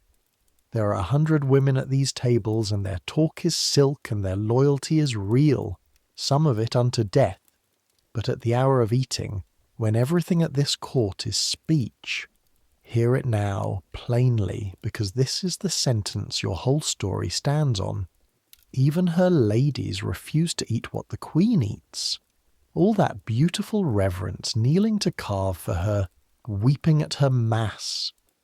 And between the honour of her dish and the taste of it, the whole court draws one polite, unanimous line. 100 women at the boards, and one of them is eating. Then the frost comes down, and the winter shows its teeth, and the tables inside this house stop being the only ones you think about. The harvest failed. I told you that. The second failure running, the worst pair of years that even the old men at the gate can put a memory to. Now watch what that means in the particular. The clerks who paid over 20 shillings for a quarter of wheat at Michaelmas are paying toward 30 as Advent comes on. The law fixes the price of the penny loaf, so the bakers cannot raise it. Instead, the loaf itself shrinks, a size by a size, week by week. This same penny buying less bread each fortnight, the loaf wasting away in the fist like a sick man, and no one calling it by its name. Out in the lanes they are milling beans and acorns into the flour. The proclamations against forestallers and hoarders come thicker, which tells you exactly how much good they are doing. You see it best from the leads. There is a corner of the palace roof, up a turret stair past the tank the rain fills, where the household linen is sometimes spread in better months, and one iron bright December noon you are sent up to fetch a forgotten basket, and you stand a moment at the parapet with your breath smoking, and all of London lies out east of you under its own grey exhalation, and you can read the famine in the chimneys. That's the thing you never forget. In a good year, at noon, that whole city smokes like a fleet. Every hearth cooking, thousands upon thousands of dinners rising up together in one vast plume. Now whole lanes stand under clean cold air. A chimney that does not smoke at noon in December is a house where no dinner is happening, and you stand at the parapet counting them, the not fires, the little cold silences in the great smoke, until your eyes sting. From the wind, you tell yourself. And then you take the basket down. Inside the fence, the loaves keep coming. Bouche of Court does not shrink with the assize. The ordnance books know nothing of weather. You eat wheat bread white as a lady's neck every day of that terrible winter. I told you that you would think about the fence. Now every bite has the thought baked into it. And this is the winter you learn Joan's secret. I told you that you knew all her secrets. You believed it when I said it, and so did you, the you in the story. You shared a straw bed and 18 months of whispering what could be left. Here is what was left. You begin to notice her supper vanishing, the heel of her loaf palmed into her apron, the rind of the cheese, half the herring, Joan, who eats like a plough team, leaving food night after night, while the fastest hands you know fold it away out of the lamplight, thinking themselves unseen. You say nothing. You notice. It is your curse. And one iron evening in December you follow her at a distance, through the scouring steam and out by the woodyard passage, down to the gate where the almoner's men ladle the broken meats to the gathered poor by torchlight. And you watch Joan Bakewell walk past the alms line, to the shadow at the end of the railing where a woman stands with 2 children folded into her skirts against the cold. The same woman, you realise, the one who is always there, always last, always empty-handed when the tub is scraped, and pass her own supper through the bars quick as dealing cards, and walk back with her apron empty and her face arranged. She sees you seeing her in the doorway and stops, and the 2 of you stand in the torch smoke between the warm world and the cold one. She was at that gate 3 nights before anyone so much as looked at her, Joan says, not defending, just telling. Too far back in the line, too slow with the little ones. The bold ones eat and the meek ones watch. And then, with a shrug that does not come off as careless, the truest thing anyone says to you all winter, you know what it is, to stand somewhere and not be seen. It is the whole of our employment, her own bread, mind, her lawful bouche, hers by ordinance to eat, but a servant seen passing food out at the gates invites questions, and questions at this court are like rats. Where you see one, there are 40. So from that night there are 2 in the venture. Joan carries, and you stand where you can cough. And within the week you understand that there have been 3 in it longer than there have been 2. Because the alms tub, you begin to notice, has grown strangely rich. A marrow bone in it most nights that no ledger would miss and no accident explains. A fair heel of manchet under the fish scraps. Roland never looks at the gate, and never looks at Joan, and puts the marrow bone in the tub the way other men drop a coin in a poor box. By error, nightly, for the length of a famine. Nothing is ever said. In this kitchen the deepest kindnesses are conducted exactly like the deepest politics, in silence, at the level of the dishes. The fence keeps the famine out. It cannot keep the knowing out. And you had thought you knew all of one sleeping girl's secrets. You know better now. Everyone in this house is carrying something covered. Advent tightens like a drawn string. The last weeks of December are the strictest of the wheel, and the Queen keeps them strictest of all. Mass on mass, the chapel candles burning at hours when the river mist stands in the courtyards, and her table barer than you have ever dressed it. Bread, broth, small ale, the fast-day fish, the counts coming down at 3 and 4. And here is the paradox that makes you laugh once, silently, into a sack of raisins. There is no busier season in the kitchen than the Great Fast. Because Advent is also the countdown, and the whole household is provisioning for the 12 days of Christmas like a garrison before a siege. The brawn, great collars of boar and pig seethed and souse-drowned in their tubs a fortnight ahead, the mincemeat ripening in its crocks, thick with suet and currants and enough spice to make a Spaniard homesick, geese and capons fattening in the poultry pens, a cartload of evergreens, the wassail spices weighed out by the clerks as carefully as medicine. You fast with your stomach while your hands, all day, every day, are deep in the coming feast. If there is a better picture of this whole reign than that, I have never found one. And then Christmas Day breaks over the court like a wave over a sea-wall. You will remember the 12 days of Christmas 1556 for the rest of your life, and you will remember them the way a stoker remembers a battle.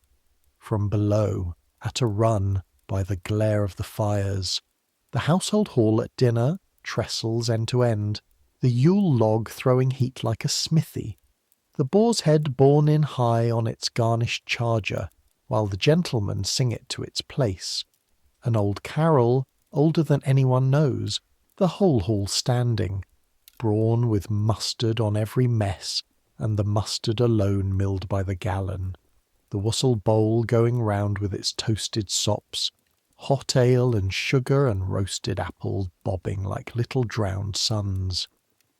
Up at the top of it all, the Queen keeps her Christmas in a state, and for 12 days the machine runs at its winter maximum. The clerks will tell you a great court. Christmas can turn out 100 dishes on the high days, and this year, this famine year, mark it, she keeps the feast full anyway, and doubles the alms at the gate with it. The board must groan, whether she eats or not, whether England eats or not. The board is the crown, and at Christmas the crown blazes. And she, you see her once on the Feast of Stephen, through the brief bright gap of a doorway, small and upright under the estate, with the gold plate climbing the cupboard behind her like a wall of fire. She presides over the whole roaring plenty of it, gracious, glittering, and eats, by the count that comes down, a little brawn, a morsel of manchet, and 6 spoonfuls of a pottage. On the greatest eating day of the English year, 6. It is on the 4th night of Christmas that the spoon comes out of your apron. Master Norris has been failing since the Feast of John.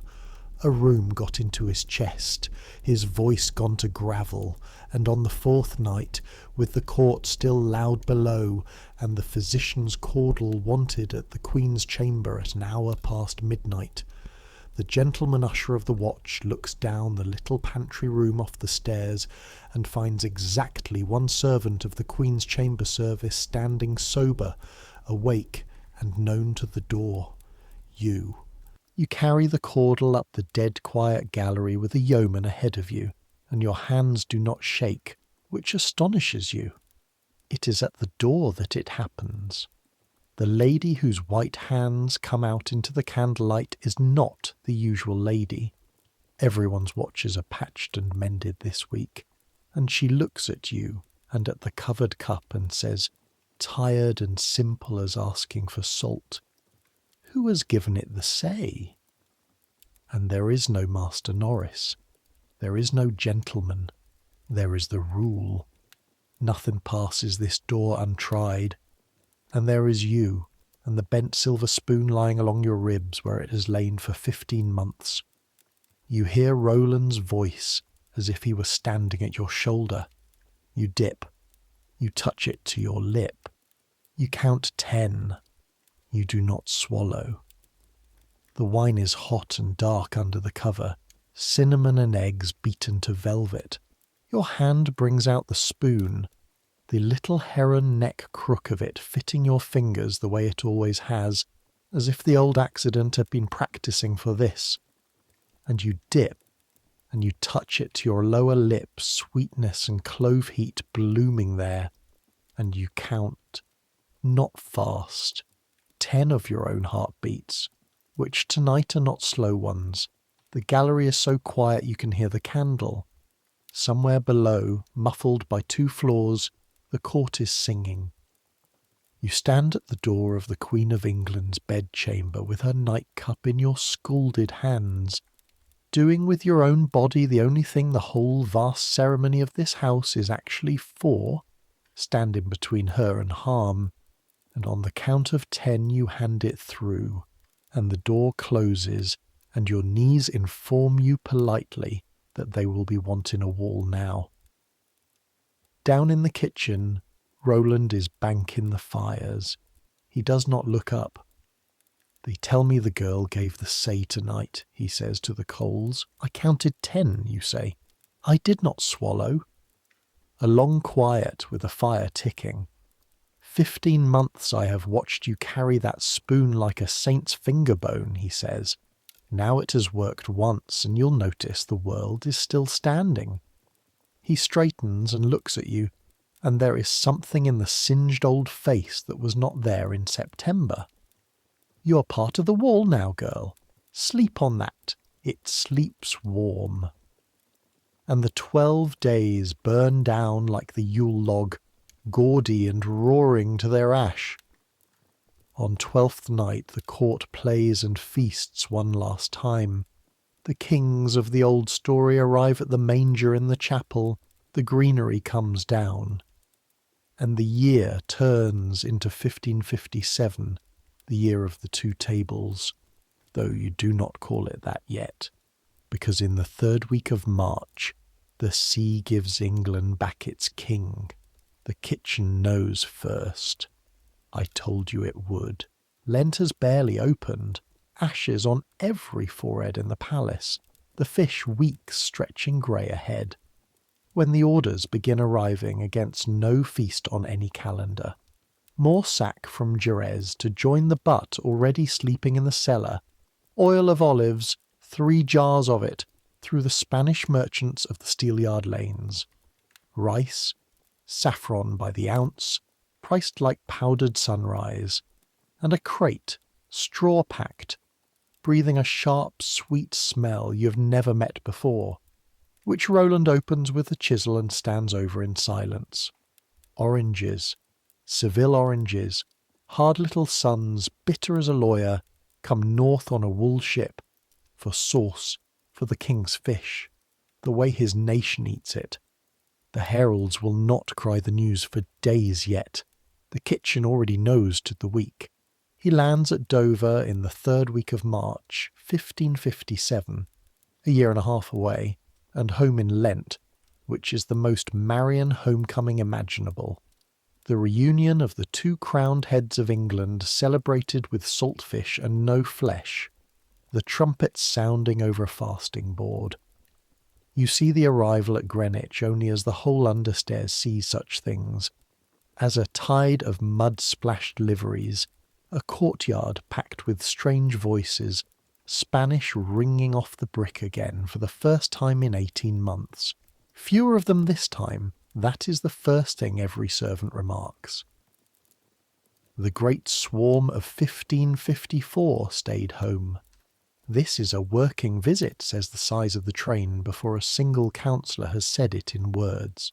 And across the yard in the Kingside kitchens, unshuttered now and airing, a narrow figure with 2 grey streaks in his beard is standing in the doorway, with his hands on his hips, looking at 18 months of English dust. Esteban comes to the privy kitchen that first evening, older, thinner, with a limp he did not have. The Emperor's wars, he says, or rather he slaps his hip and says a Spanish word you do not need translated. He and Roland stand looking at each other for a moment in the way of men who do not embrace, and then Esteban's eyes go up past the sugar loaves to the high shelf, the wax unbroken, the dust dusted around. He says something soft in Spanish, and then finds his English, more of it than he had before, worn smoother. 2 years, still the wax. It kept, says Roland, which is from Roland a psalm. Esteban laughs, 1 short syllable, like a cork drawn, and pats the jar's shoulder, as a man pats an old dog and does not take it down, and from that hour the 2 kitchens are at war and in love exactly as before, because the friction comes back before the king's sea chests are even up the stairs, and this time you are old enough to read it properly. The Spaniards, lean from campaigning, sit down to an English Lent and find it a punishment beyond anything their confessors ever set them. The everlasting saltfish, the stockfish, the white herring, and butter. Butter even now, because England procures its Lenten dispensations for dairy with a shrug. And the Spanish gentlemen, oil men to the bone, watch the English butter their fast-day ling, and mutter into their beards about a nation that keeps the fast and misses the point. The English watch the oranges and the oil going up to the king's board and mutter about food fit for such as him. And along the benches at supper the older resentments come out of storage word for word, the way winter clothes do. What he is here for, what it will cost, whose war England is about to buy with English blood and English beeves. Both sides of the yard, in short, are once again refusing to eat what the other eats. This court's whole story, told twice a day at the boards in 2 languages with identical faces. Then Lent breaks. Easter comes late that spring, deep in April, and the palace lets out its held breath in one great golden roar. Eggs blessed in baskets, the first flesh in 40 days, the spits turn again like the wheels of a released cart. And hard on Easter's heels, in the last week of April, comes the day this whole chapter has been climbing toward, the day of the 2 tables at full blaze, the feast of St. George, patron of England and of the Order of the Garter, kept this year at Whitehall, with the King himself, a Knight of the Garter, robed in the blue mantle of it, beside the Queen at the highest board in the land. I want you to see it from where you saw it, not from the hall, from the serving place, the long room between kitchens and chamber where the dishes marshal, which the officers call the surveying place, and which on the feast of St. George, 1557, is the narrowest strait in England. 2 processions form here, side by side, for one royal board. The Queen's service, her gentlemen, her ushers, her dishes, the great Chinese and the roast swan, the pies standing like castles. Esteban's word for them has spread through both kitchens. Even the English carvers say it now.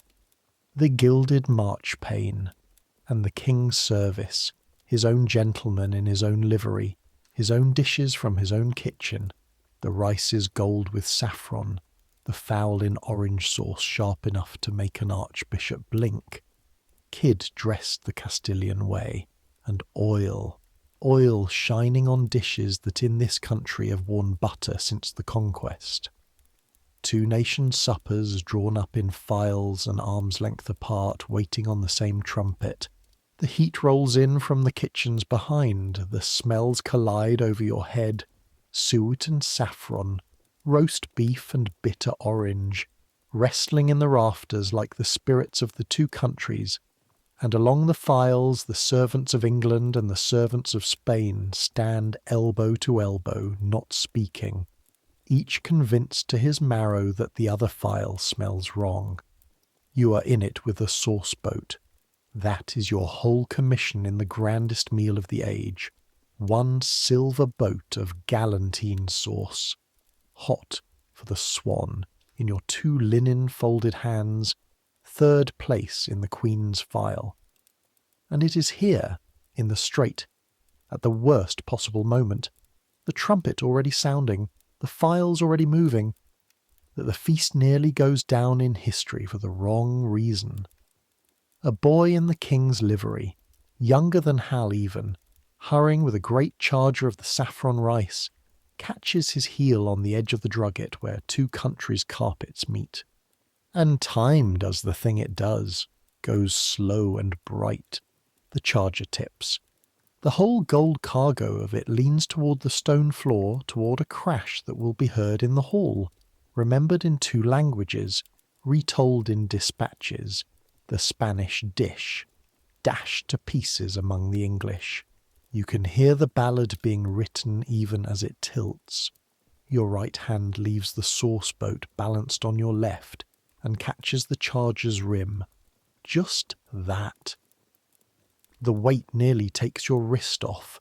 Hot rice kisses your knuckles.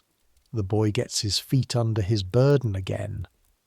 The whole rescue takes less time than a dropped word, and the files sweep on, and the trumpet finishes, and precisely nobody in the hall of the great ones will ever know that the honour of 2 kingdoms was held level for 1 heartbeat by the scalded right hand of an oyster dredger's kinswoman from Faversham.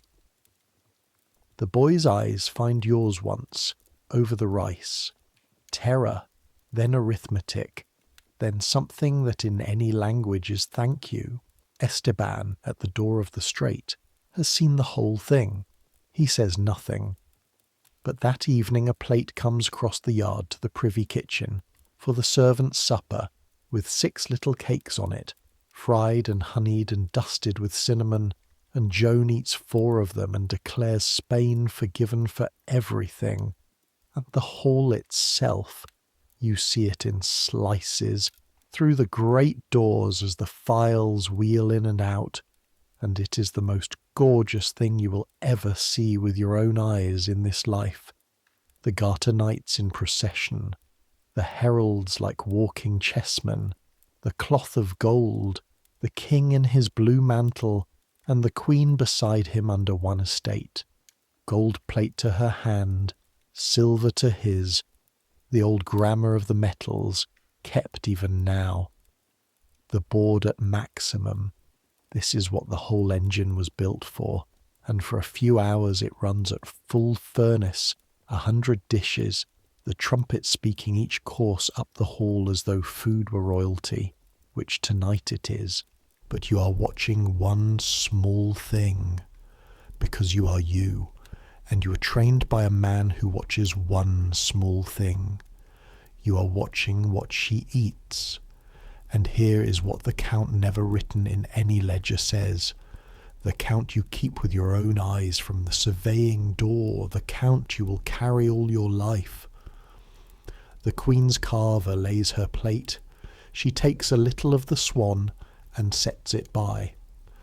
And then the king's sewer comes down the board with the dish from the king's own service, the fowl in the bitter orange sauce of Seville, the dish of his country sent along the cloth from his place to hers, and the Queen of England, who eats 6 spoonfuls on a feast day, who has pushed away the tenderest cullies her kitchen's 3 hours could build, whose returning dishes have been the grief of your ledgered life, draws the strange dish to her and eats, spoon after spoon, the sharp foreign sauce of her husband's homeland at her own board before the whole watching hall. 7 you count, 8, 9.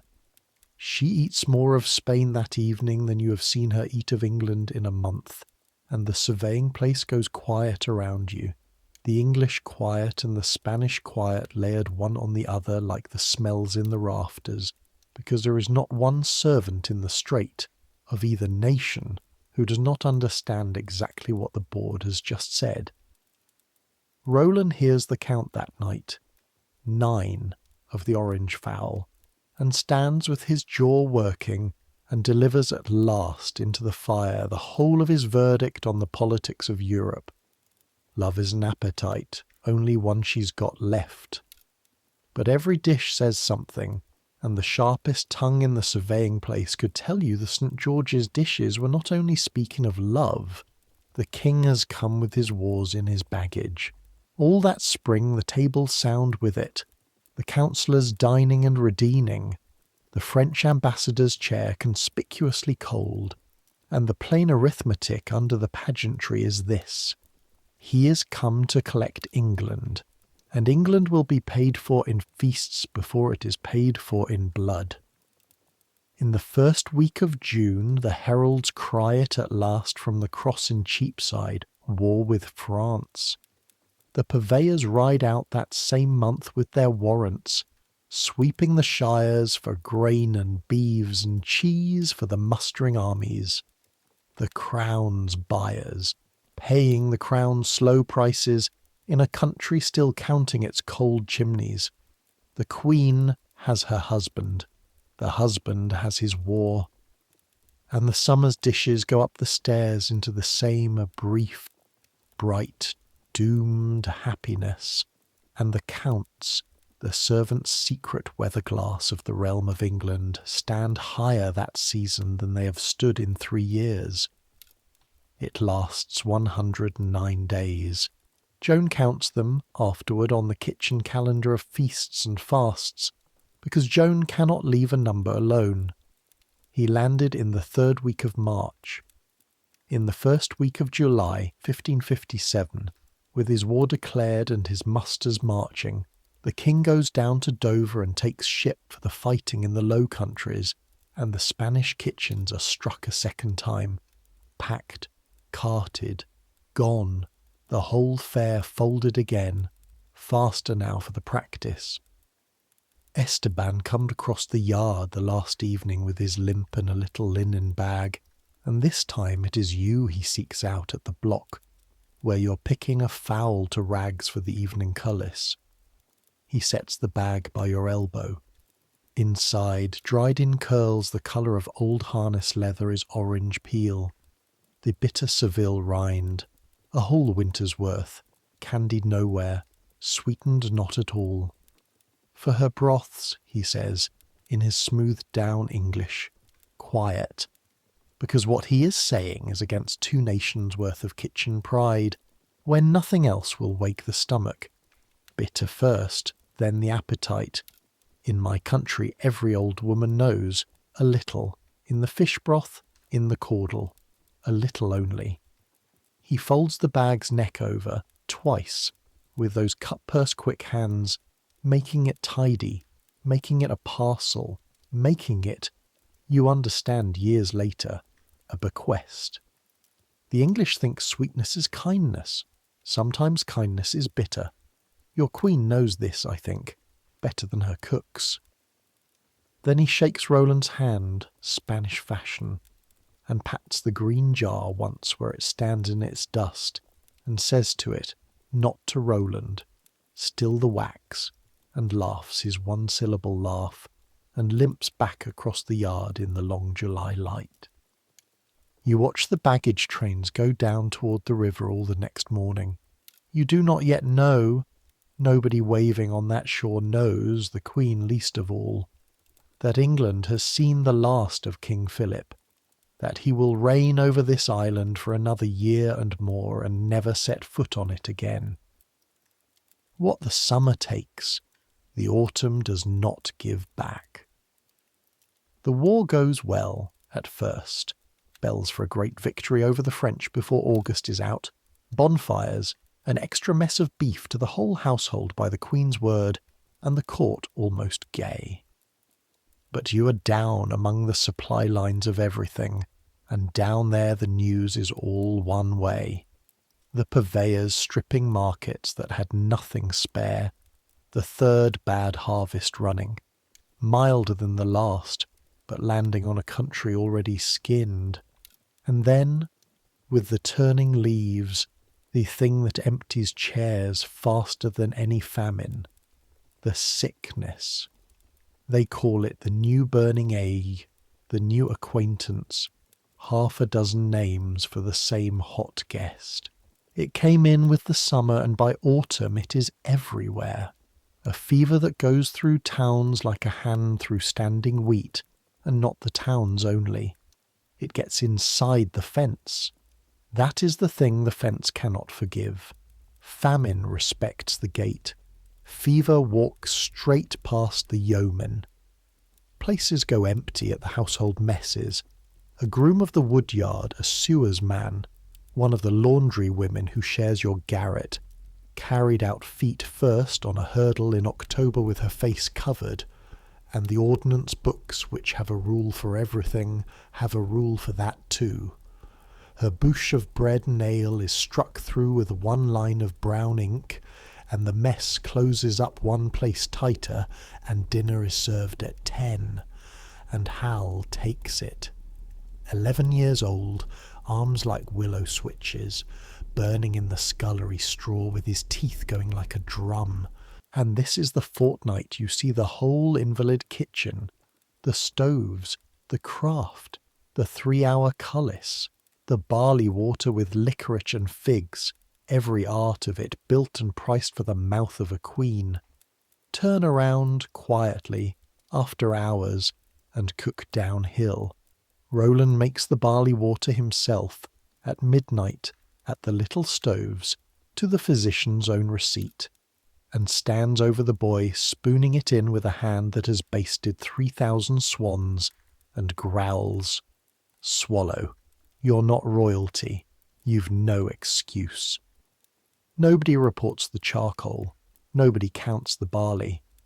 The board of green cloth never learns what the scouring boy of the privy kitchen was fed that October, and Hal is up inside a fortnight, grey and wobbling and alive, and by Christmas he has grown an inch, as if the fever had stretched him on its rack and forgotten to wind him back.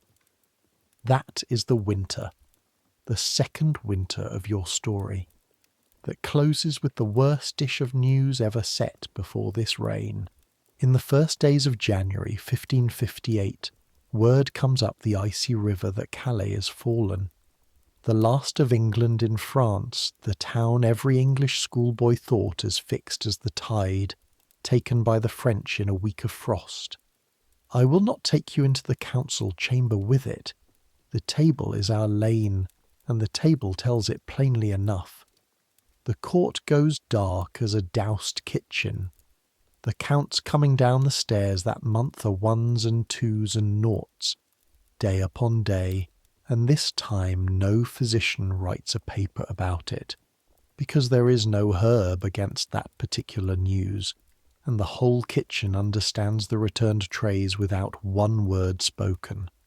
Roland scrapes them into the alms tub gently that January, as if the dishes themselves were convalescent. There was, in the spring of 1558, one more waiting in this palace, one more cradle hoped for and readied and never filled, the last of those waitings and the saddest, and it belongs with all its bells and its silences to that other night story. All the table ever knew of it was a will written quietly upstairs and a stomach that never came back. And then it is summer again. The fevers still burning through the parishes, the bells of London so busy with burials that the city sounds perpetually of bronze, and the court moves gently, the way tired people move, through the warm months toward the autumn. Her autumn, the one the geese always announce. You're 19 now. Your hands have stopped blistering. They have opinions of their own about linen folds, and can tell strained twice from strained once by the way the light sits on a broth. Joan talks less in her sleep. Roland goes greyer at the temples and softer with the boys, which frightens the boys more than the shouting ever did.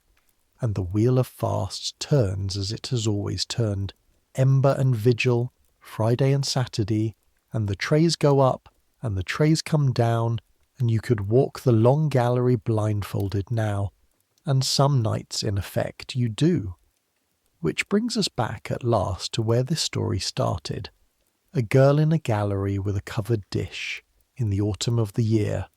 Only the year now is 1558, and the dish comes back untouched. The court lies at St. James's again, the red brick house across the park, the house she has always breathed easiest in, and the gallery is the same gallery.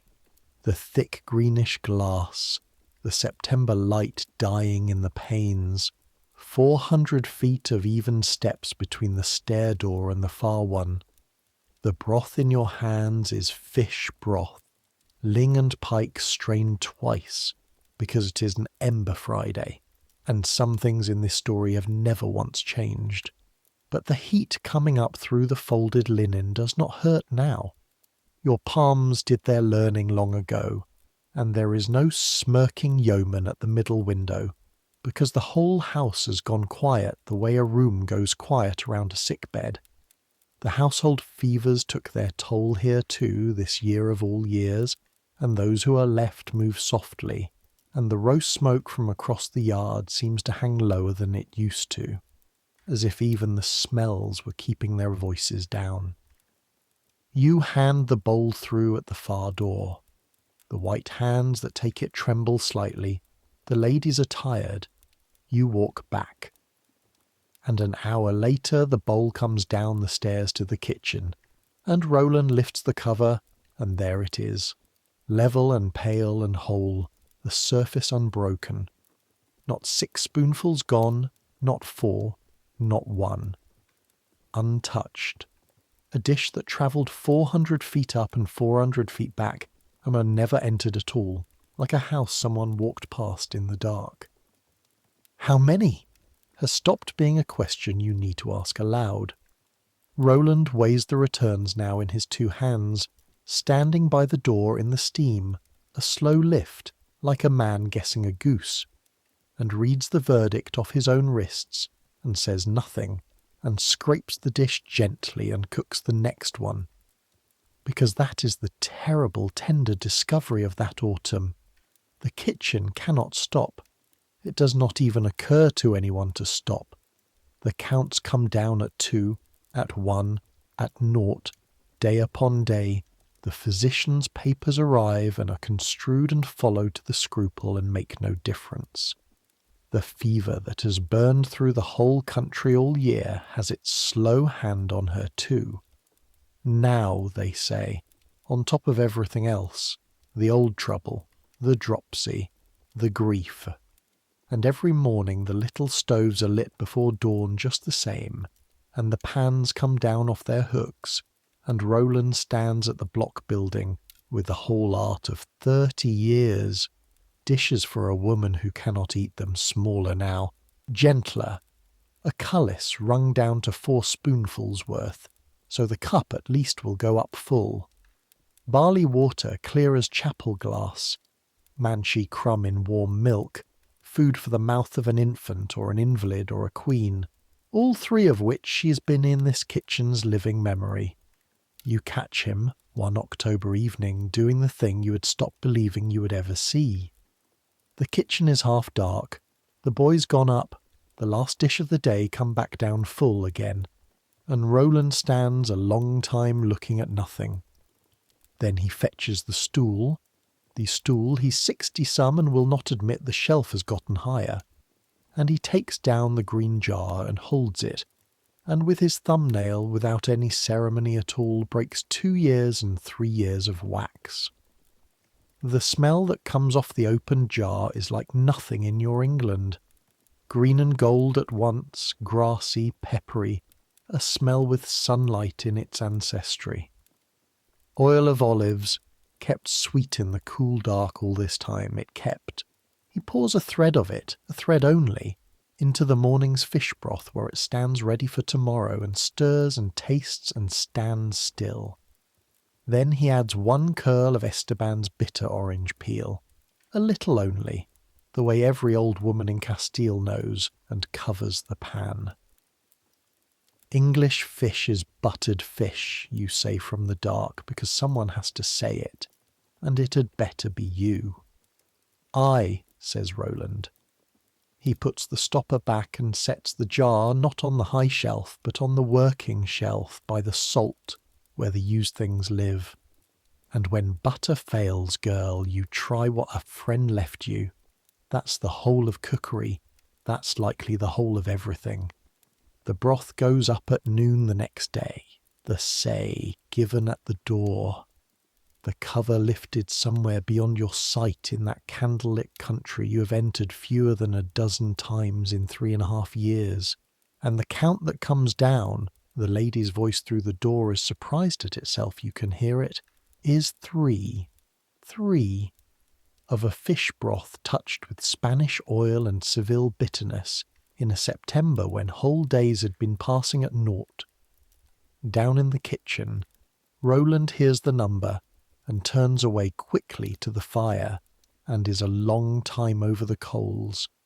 And when he speaks, it is in the flat voice of a man who has known one appetite for 30 years and is watching it gutter with the year.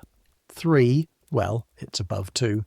You go up to the garret that night and lie awake beside Joan a long while, listening to the rain start against the roof slates, thinking about the arithmetic of love as this house has taught it to you, that a queen's affection is a sent dish, and a cook's grief is a weighed one, that a friendship between 2 men who never shared a language now travels up a dark stair every day, 1 thread of oil at a time, and that somewhere above you, behind the last door, a woman who owns everything in England is being kept alive, to whatever small degree she consents to be kept, by bitterness, offered kindly. Sometimes kindness is bitter. The Spaniard told you that in July, folding a linen bag with a cut-purse's hands. You're 19, and you're beginning to understand it. She keeps the fasts. Hear this, because it is the last fact of the table, and the truest one, and then I will let the year go down. Through that October, into November, as the counts fail and the physicians multiply and the whole art of 2 kitchens narrows to the question of 3 spoonfuls or none, the wheel of the year turns through its ember days and its vigils and its Fridays, and the Queen of England keeps every one. The kitchen knows it because the kitchen is where the keeping happens, the capon set back in the larder, the pike brought forward, the strict old rule, 1 meal, taken late, no flesh, no softness. Now, a dying woman is excused from fasting by every law of God and physic ever written. Her confessor could dissolve the obligation in 1 breath, and would, gladly, and by every account was never asked.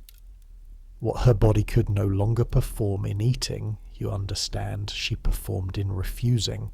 Fasting was the one province of her table where her will still governed alone, the last country left to her, of all the countries she had been promised, and she kept it to the edge of the dark in the old way, the strict way, the way of the house she was born in. And every night of that failing autumn the all-night goes up just the same, the manchi wrapped in its linen, the wine, the little covered dish, carried the length of the dim gallery, and set in the outer chamber against the dark hours, the board furnished whether she eats or not, because the rule is the rule, and by now you know the rule was never really about the bread. It is about the door being answered.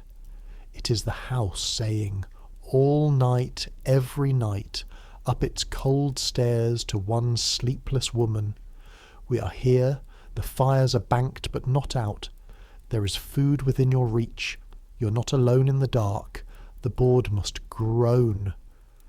It was the first law anyone taught you, growled across a goose. It has taken you 3.5 years to hear what it actually says. November deepens, the park goes bare, the river smokes at dawn, and the palace folds itself around the one lit chamber, the way a hand folds around a match. The ladies keep their watches up there in shifts now. Mistress Clarentius, iron under the softness to the very last, orders those watches like a garrison. And it is young Mistress Dormer, they say. The ladies say it on the stairs, softly, and you believe it, because you have seen her eat the bitter broths. Jane Dormer, who sits longest at the bedside in those weeks, reading, or only being there, being 18 and beloved and warm, the way a fire is company without doing anything but burning. The dishes still go up, broth, barley water, the caudle at midnight. Some come down entered, a spoonful too, and the kitchen treats each one like a dispatch from a battle, turning slowly against them. Most come down whole. You have stopped feeling the cold in the gallery. You have started without ever deciding to, walking it the way the ushers walk, evenly, quietly, as if the floor itself was sleeping.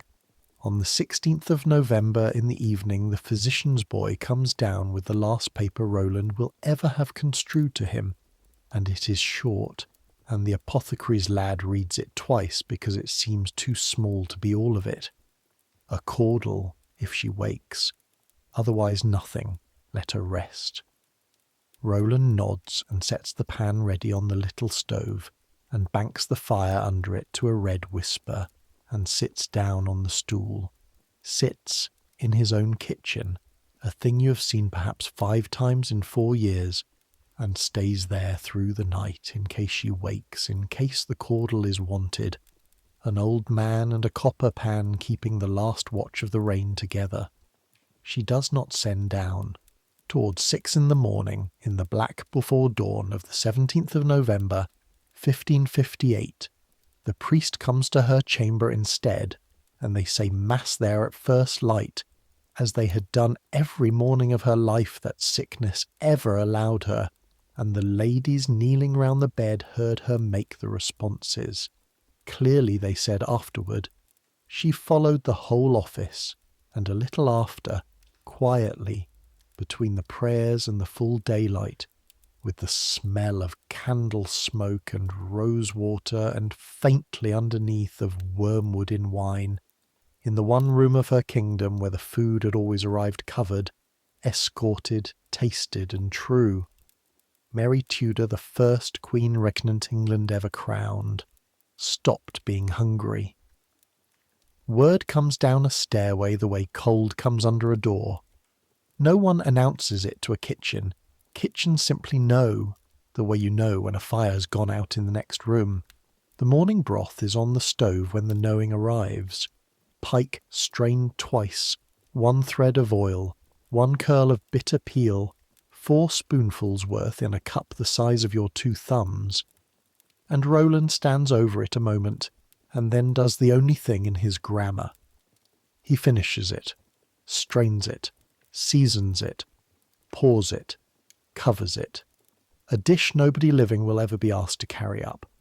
Then he sets it, with his own hands, in the alms tub, whole and hot, on top of the broken meats, and says to the room in the flat river pilot voice, the last count of the reign, "The poor of Westminster dine with the Queen today.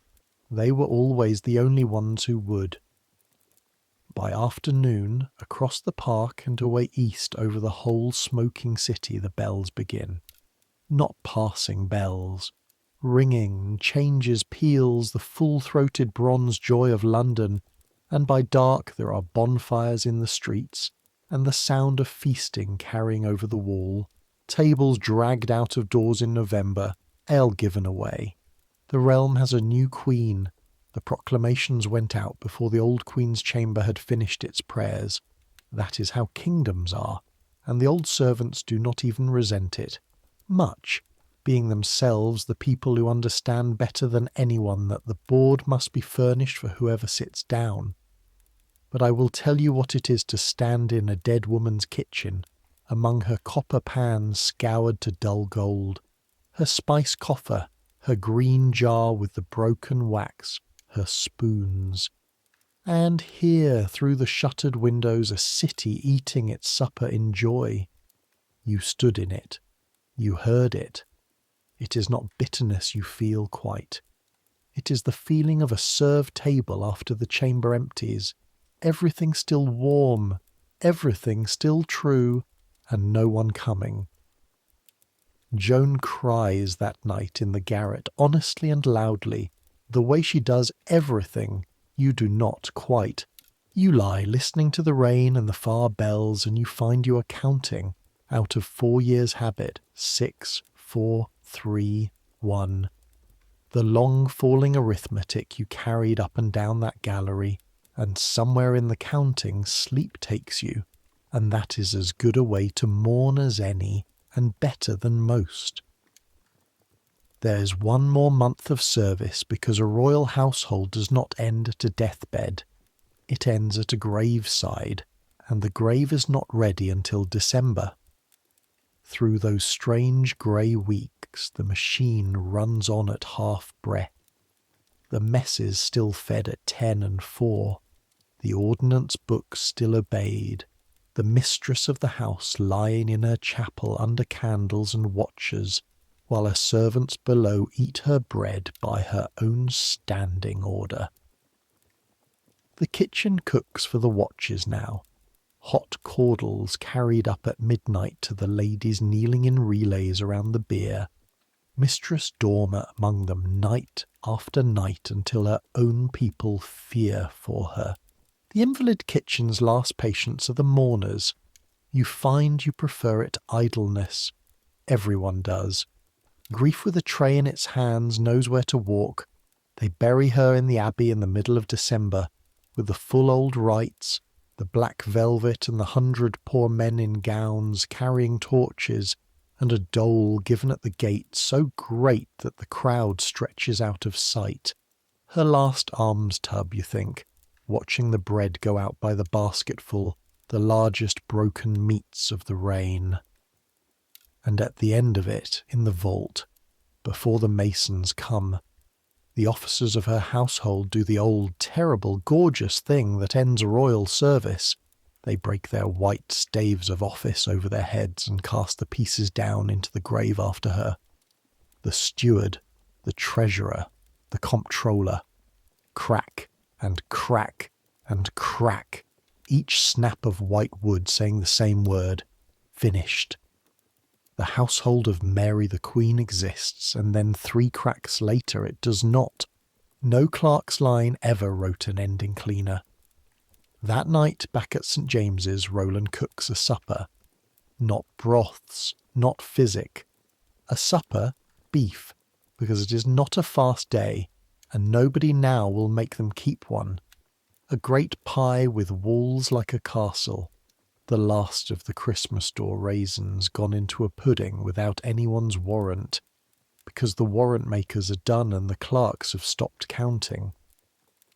And he sets the kitchen's own board with it, the scarred block scrubbed and laid with a clean cloth, and he sits the whole watch down to it together.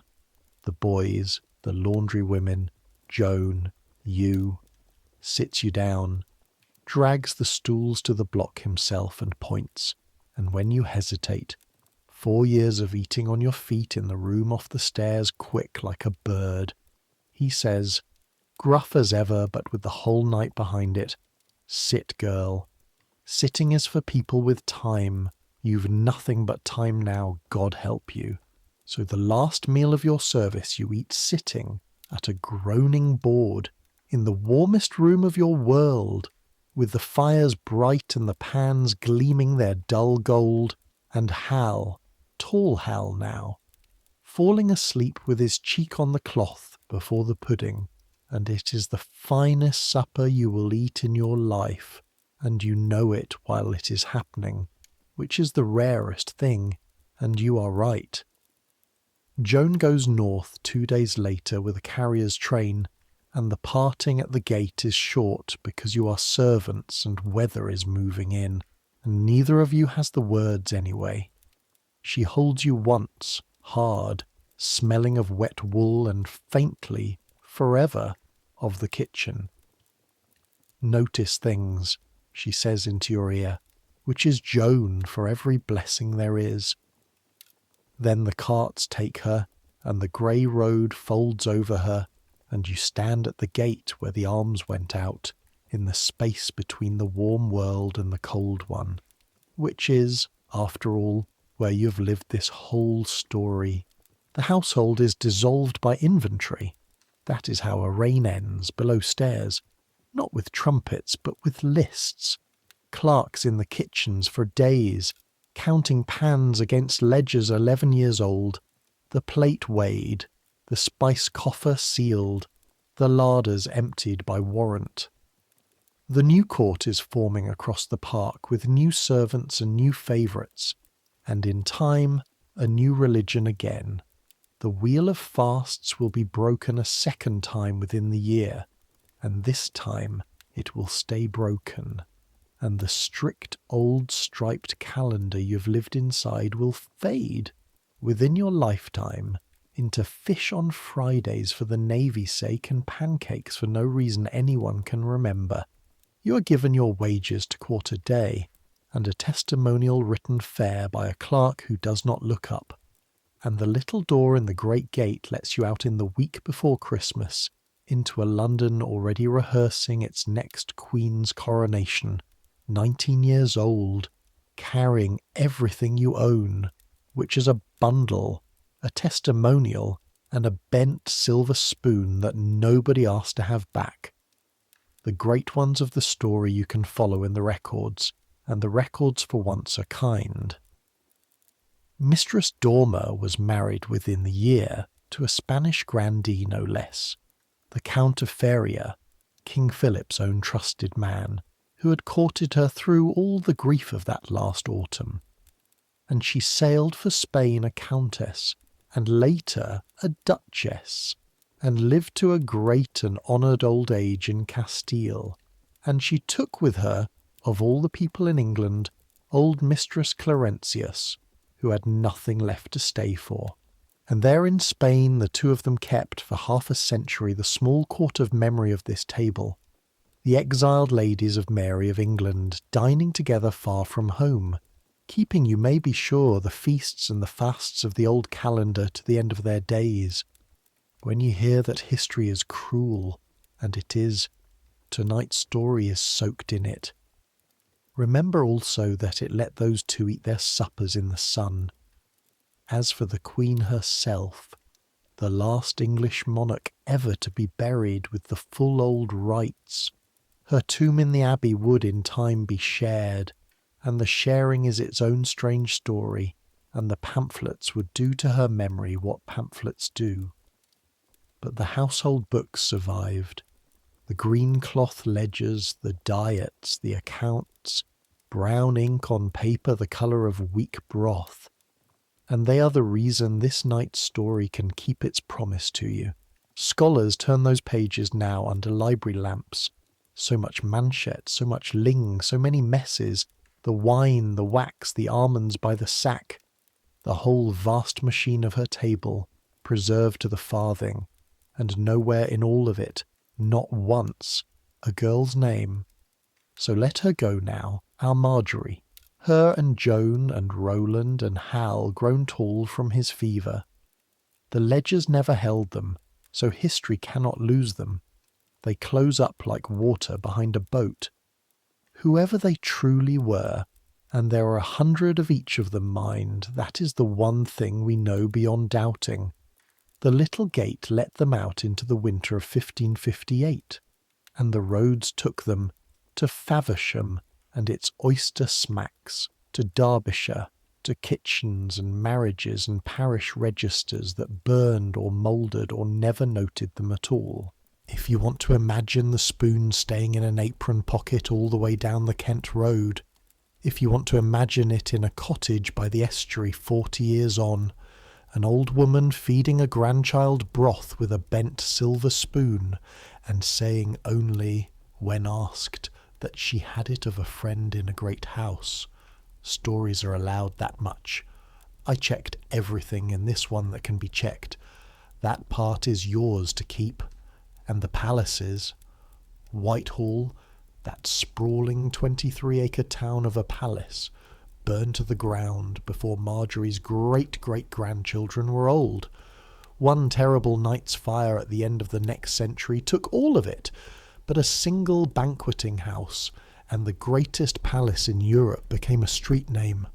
But St. James's, the red brick house across the park, the house where she breathed easiest, the house of the long gallery and the last autumn, St. James's stands.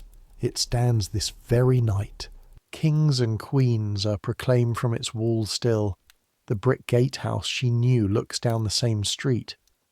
You have probably seen it 100 times in pictures and on news days without ever once knowing you were looking at the house where a fasting queen pushed away her broth, and a kitchen 400 feet below her refused, to the very last morning, to stop cooking.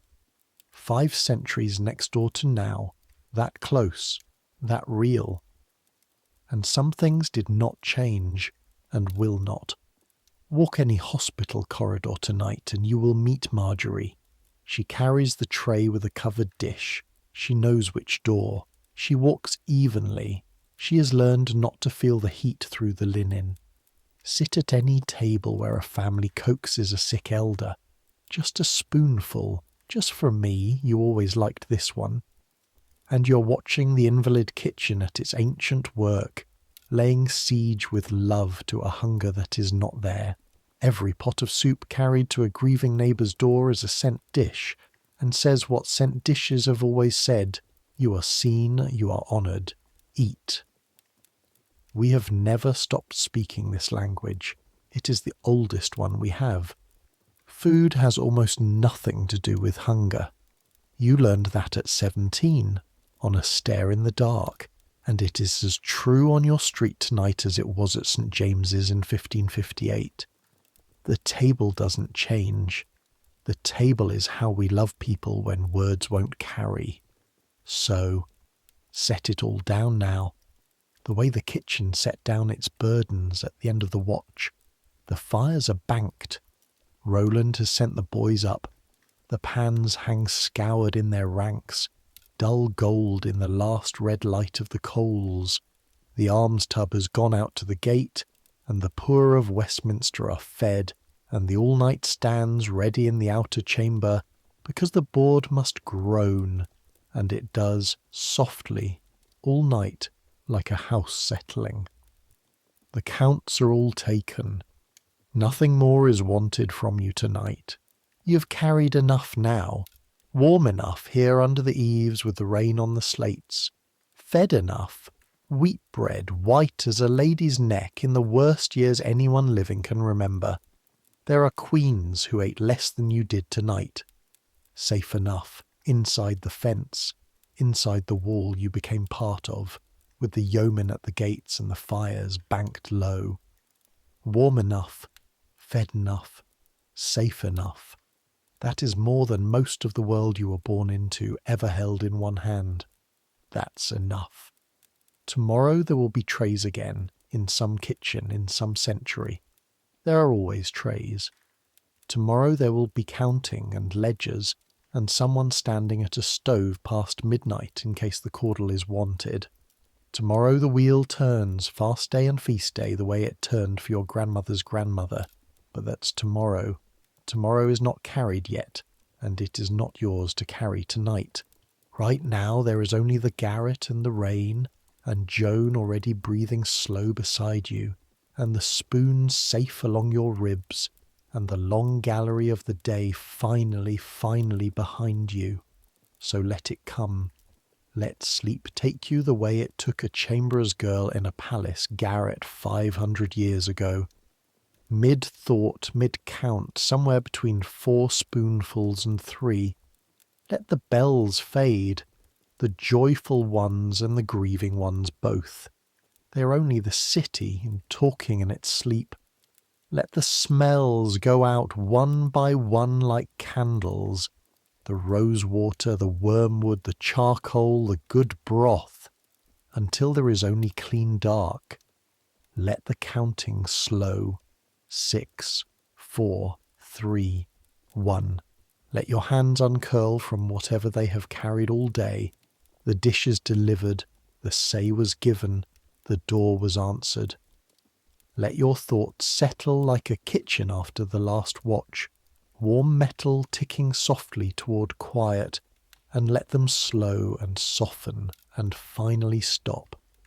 The board is furnished. The fires are banked, not out. You're not alone in the dark. You've earned this rest. Take it, and dream of whatever dreams may come. Good night.